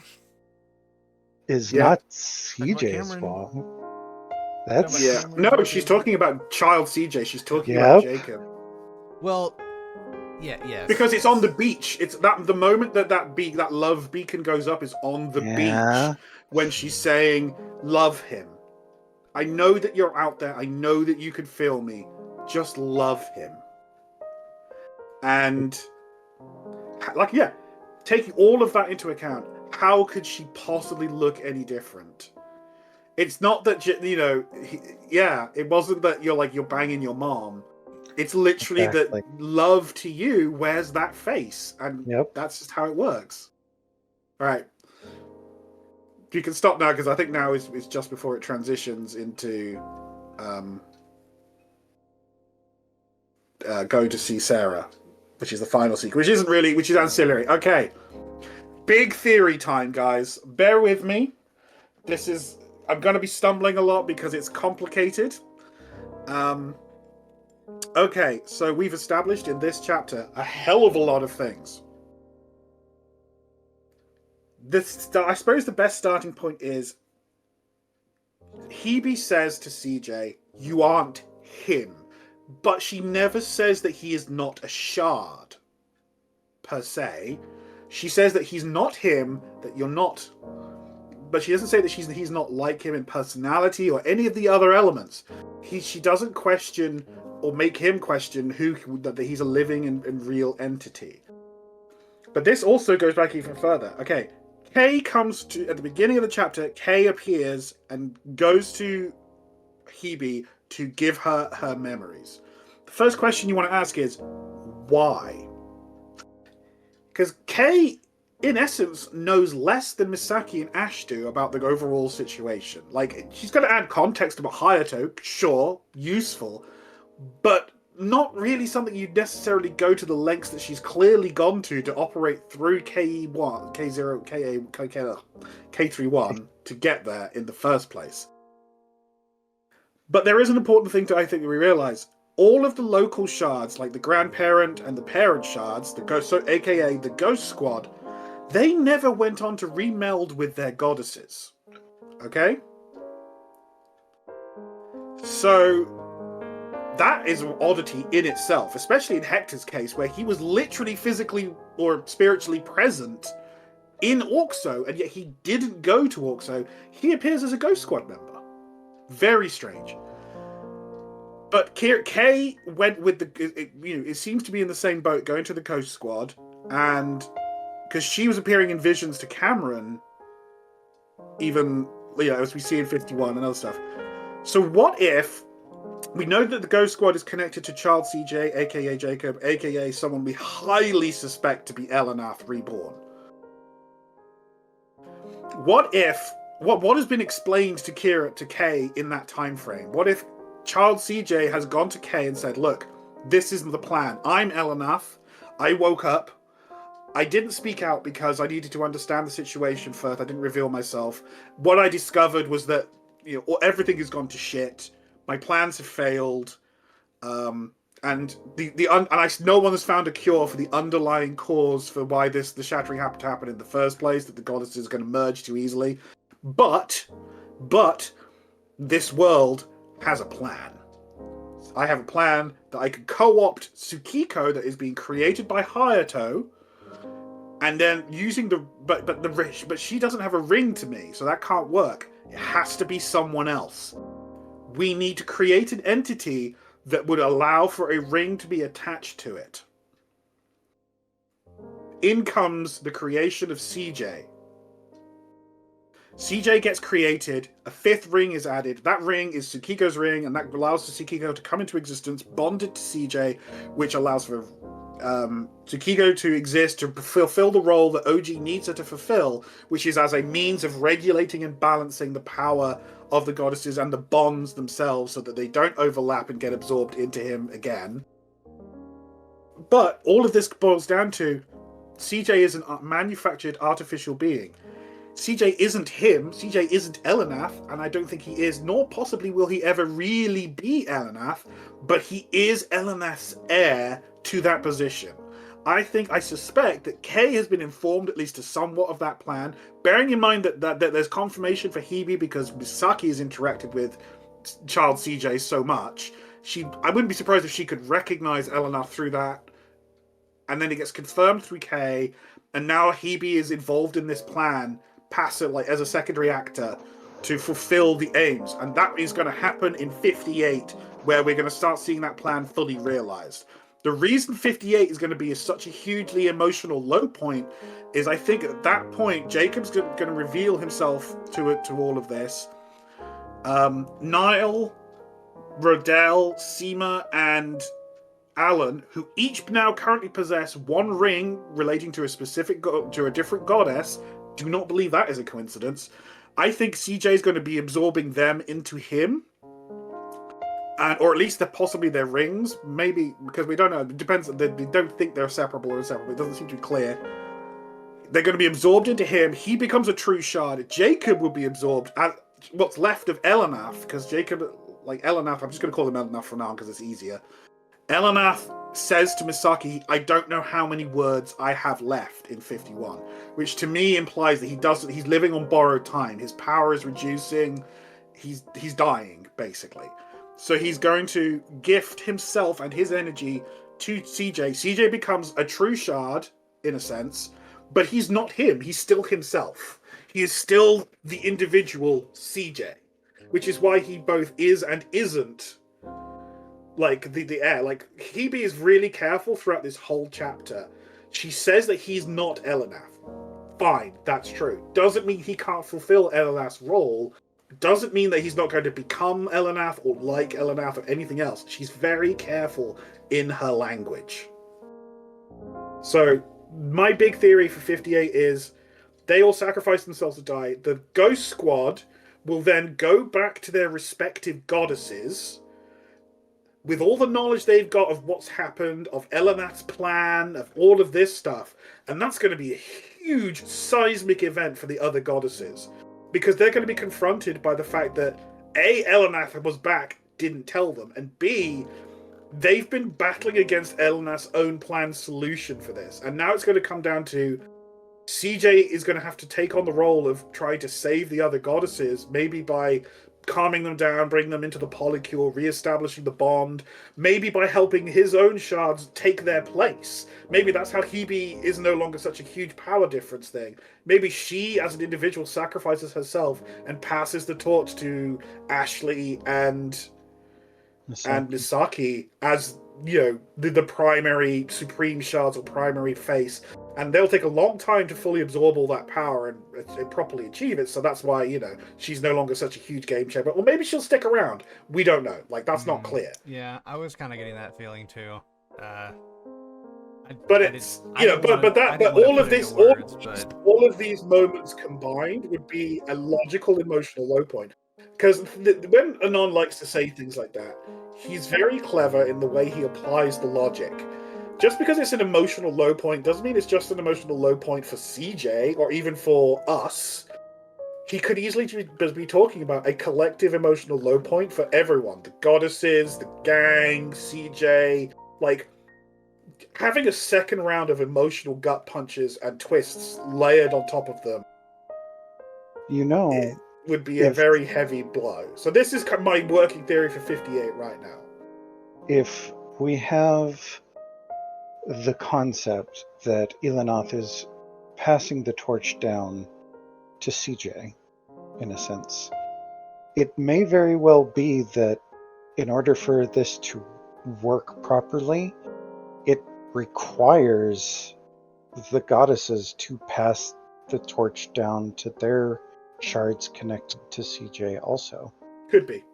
Although the lines, but we've also established that the lines between them are very blurred already. Like, the goddess shards are much more part of the goddesses than CJ is a part of OG. So it could easily also be that CJ will just sort of slide into that spot that's now vacant, and the goddesses might not necessarily have to do the same thing. Wouldn't be the first time Very CJ true. slid into a spot that was vacant. Hey, got him! Yes, that's my working theory for now. I'm sure I've missed or forgotten some bits because, man, did I get into the weeds with this with Omen and Techno. I'm sure you'll have to explain it all in text again to somebody. Several times over, most likely. But that's Just all that is why I think have your 58 is going to copy pasta ready be. anytime someone asks something Yeah. about it. That's why 58 is going to be such a low point. I think everybody's going to suffer some real loss, and it's going to fall. It's going to be a second reframing, almost on the same scale as 50-51. 50-51 was like revealing how everything before that had been different to what we understood. Yeah, because 58 is revealing that the future is going to be different to what we understood. because Anon's like the way he chose to describe 58 was like it's the emotional low point for the whole game. Like it wasn't just specifically for CJ. I would be super surprised if it's like emotionally worse for CJ than it was for 50-51. I'd be surprised. I would be. I'm not saying it's impossible. I'm just saying I'd be surprised specifically for CJ. For sure. I'm sure it's still going to be awful for CJ, but like 50-51 was fucking the worst for him. Yeah. But yes, thank you for listening to my TED talk. Yes. This is also really revealing. Because, she created her spirit, he created her body, and she looks, and very deliberately, she's relit and different expression where she is literally, those are Sarah's mannerisms. And even the way she speaks, that's how Sarah speaks. I don't know. I think it's. I know it's probably just my naive hope speaking, but the fact that that Sarah loves CJ and that love is an echo of her own love for like OG, it makes me hopeful that Hebe may feel the same way eventually towards Jacob. If she doesn't already, who knows with how these things work. Having the memories of two people who were deeply in love with CJ. The memories of Misaki and Ashley, I feel like it's not super far off. Yeah. It would be really an interesting twist to have a romance with Hebe and CJ as part of things. Like, it would be really interesting. This is why to see them navigate I swear, that. dude, this is why I swear something's gonna happen. She's not gonna be around. I'm not even joking. I know. All these little things. I feel like if it was anyone else, I would say you're absolutely right, and it's almost certain that quite quickly she's going to be sidelined in some way. Okay, But this is Anon. He does things and makes things work that most writers couldn't do to save their lives, or when they try, it just feels trite and contrived or lazy. I mean, and yet he makes it work. So, like, I'm much more cautious about making those kinds of guesses for the future because you could just never tell.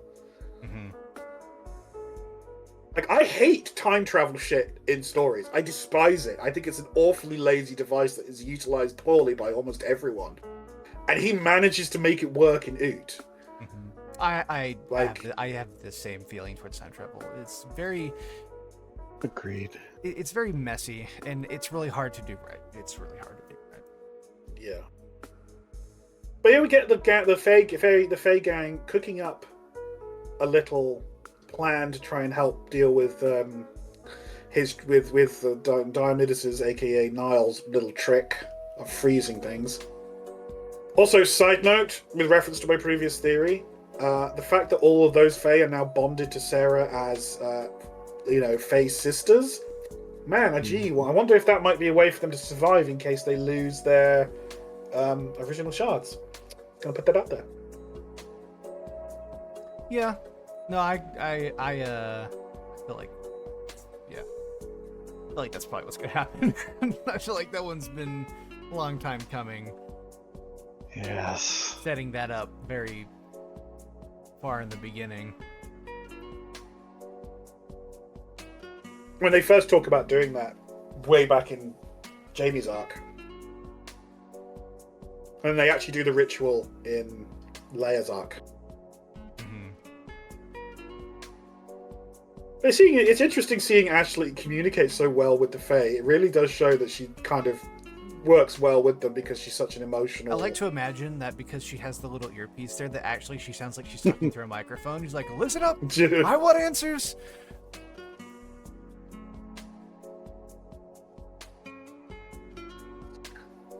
Of course we want to help.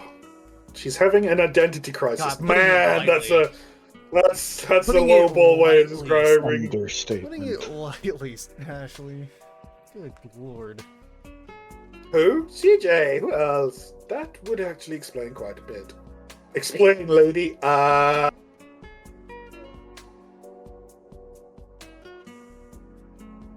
it's really interesting that CJ. That apparently this block has been in place since like it was created, though, right? Like CJ never was able to feel her. She was able to feel him, and it's interesting that it's taken this level of acceptance to unblock that.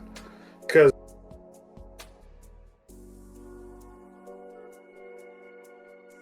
it's just interesting. I wonder why that is. I bet you I would be willing to bet that Sarah's the one that placed the block there. Because just to reduce the strangeness. That seems like Sarah's MO. Yeah, yep. To just quietly do something just to protect him. Yeah. I love that line from Ash. Lady, if you're asking for an orgy, then I'll take my panties off right now and stuff them in your mouth. I don't know what you're talking about. What you said earlier just immediately moves on. Well, does that have anything to do with the red fox spirit? Oh boy, does it. Knowing Mika, she's probably like, yeah. Well, we're not going to talk about that. We have so many hang-ups about this right now. Yeah. God, I can't imagine how messed up her sense of sexuality is with how much she has to repress it around Alan. God, I want her in the polycule so bad. No. I'm in control.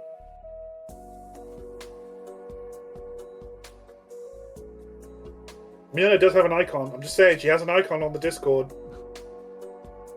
And she got a title screen. Big deal, man. Big deal.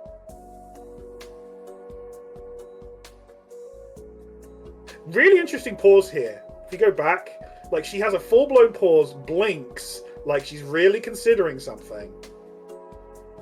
That explains much, actually. Like, it's easy to forget that Mika, as nice as she is crazy powerful. Yep. Like, she's the most powerful Fae we know of, apart from Crow, from the descriptions we've heard.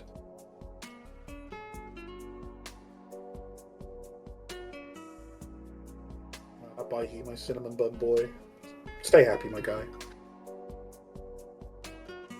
You want to stay happy, you'll probably go back to your own world because the chances of bad things happening while you're around these people it's dramatically high. Dramatically. And this bit, she's not a fairy? Oh, Bridget. So alike, aren't they? They really are. Yes. And this is adorable. Oh, this is the catharsis that I've been waiting for since 50. Oh my god. Love this music as well.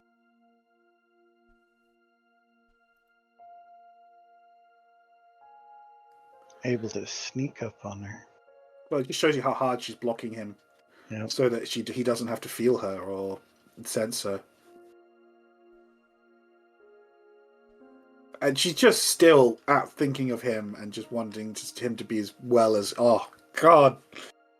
Guys, get a girl the way who treats you like Sarah does. That's perfect. Well, let's lower our standards a little bit, guys. There's no way you're going to find a... No standards will be lowered. Bound fairy to your soul, guys. Let's be realistic, please. Dream big.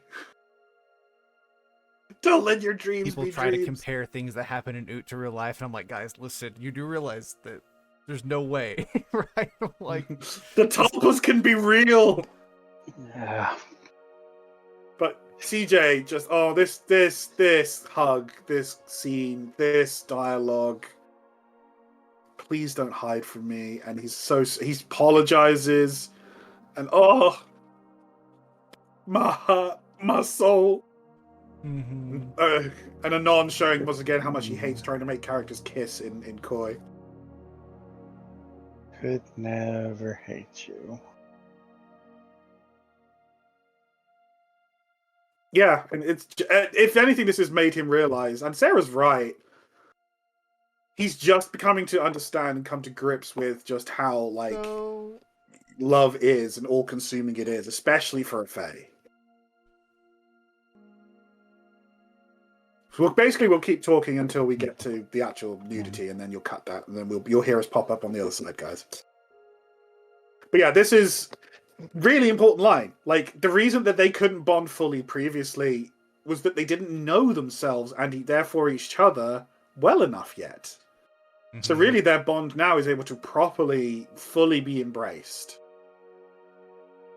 And boy, this is so cute. It is you cutie. Fucking Bridget. Humans touch tongues? What the hell? Okay. Just watch. You kinky girl telling her to watch. And here's John. Oh, so good. What cut? Welcome back after that cut. What cut? What are you talking about? Okay, yeah, sorry. Yeah, of course.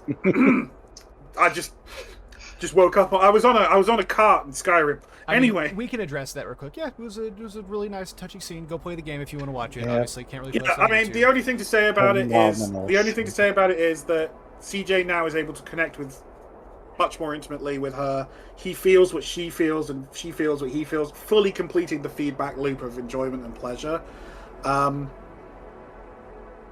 I've seen some people post about this, and I will address it this once. I'm never going to address it again, because grow up.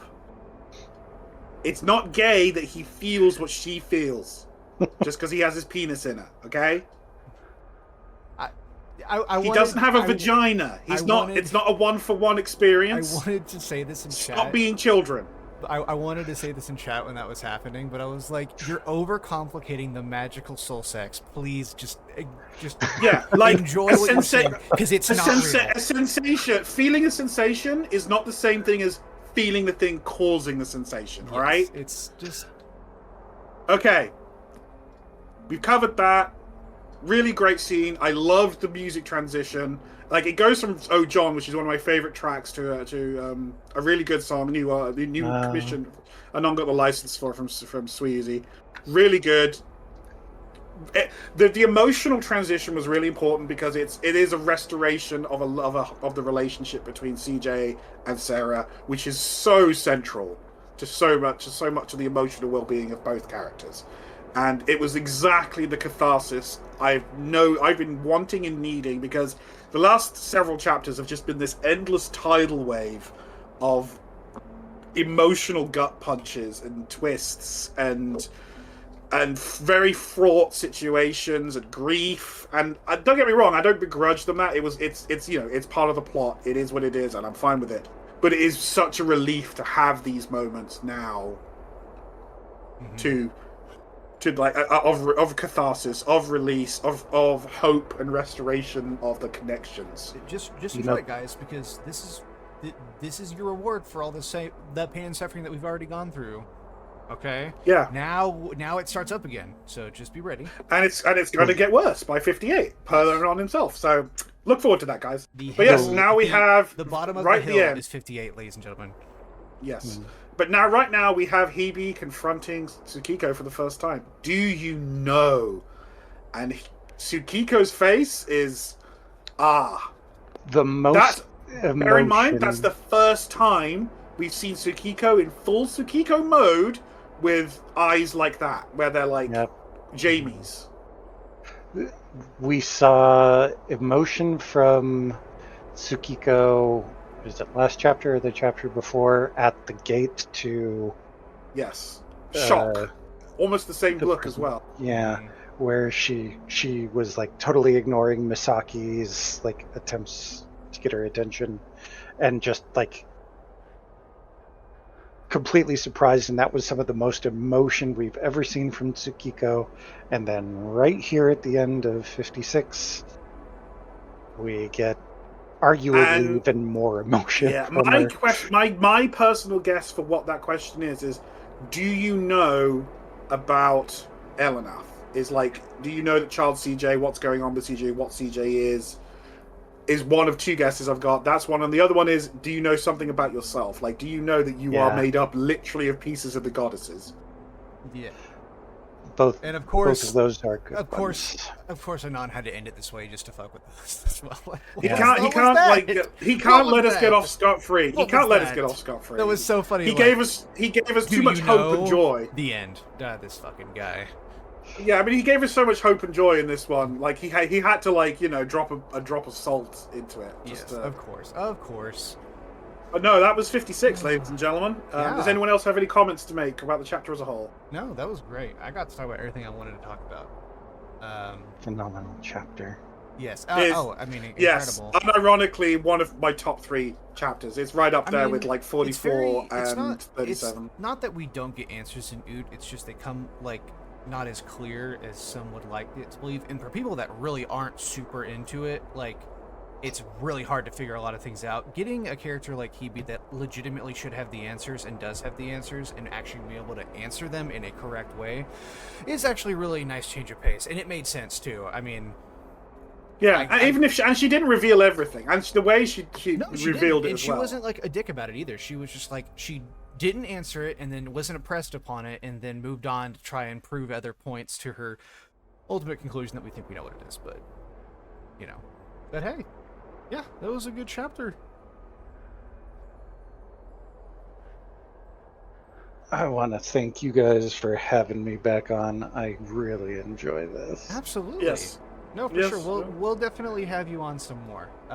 Yes, I mean the only slot that we got picked out is we have Kaz for 58 coming up. He's pre-booked that. 58. Oh, He quickly got in on that. He was like, yeah, no, I want to do 58. And I was like, all right. Of course, yeah.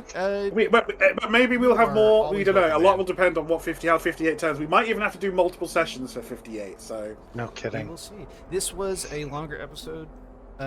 Viewers, sorry about that, but I didn't really want to make this a 2-parter. This is just going to be a longer episode. You're going to have to skip forward and deal with it. I'm sure that your hands. It is what it is. Well, thank you, ladies and gentlemen, for joining us for Oot Cast for chapter 56. We got through a lot, big theories getting thrown out. I'm sure that plenty among you will thoroughly flay me alive for much of them. I look forward to our discussions in the public spoiler chats. Oh, and one last thing. Thank you for 100 subscribers. We really appreciate that. That's cool. Good point. Yeah, I genuinely never thought we would get like this. Was just started because I wanted to do it and Techno wanted to do it, and like it was just something to do because I'm passionate about it and I care about it. And I never expected more than like a dozen, maybe 2 dozen like subs or something. So thank you, ladies and gentlemen, for 100 subs. It's greatly appreciated. We'll be with you for another 44 chapters. Mm-hmm. We will, and we'll finish up retrospectives too. So yeah, eventually. Yeah, we'll do them. Relax. We're catching up. Okay. Yeah, but now he says just as we're getting into the really long chapters. Yes. Now the chapters are gonna be. Well, we don't have to read everything like we did in this chapter. All right. It's gonna be okay. Thank you, ladies and gentlemen, for joining us. Thank you, Omen, for joining us again. Happy to do so. We'll see you all next time. See you next time. Adios.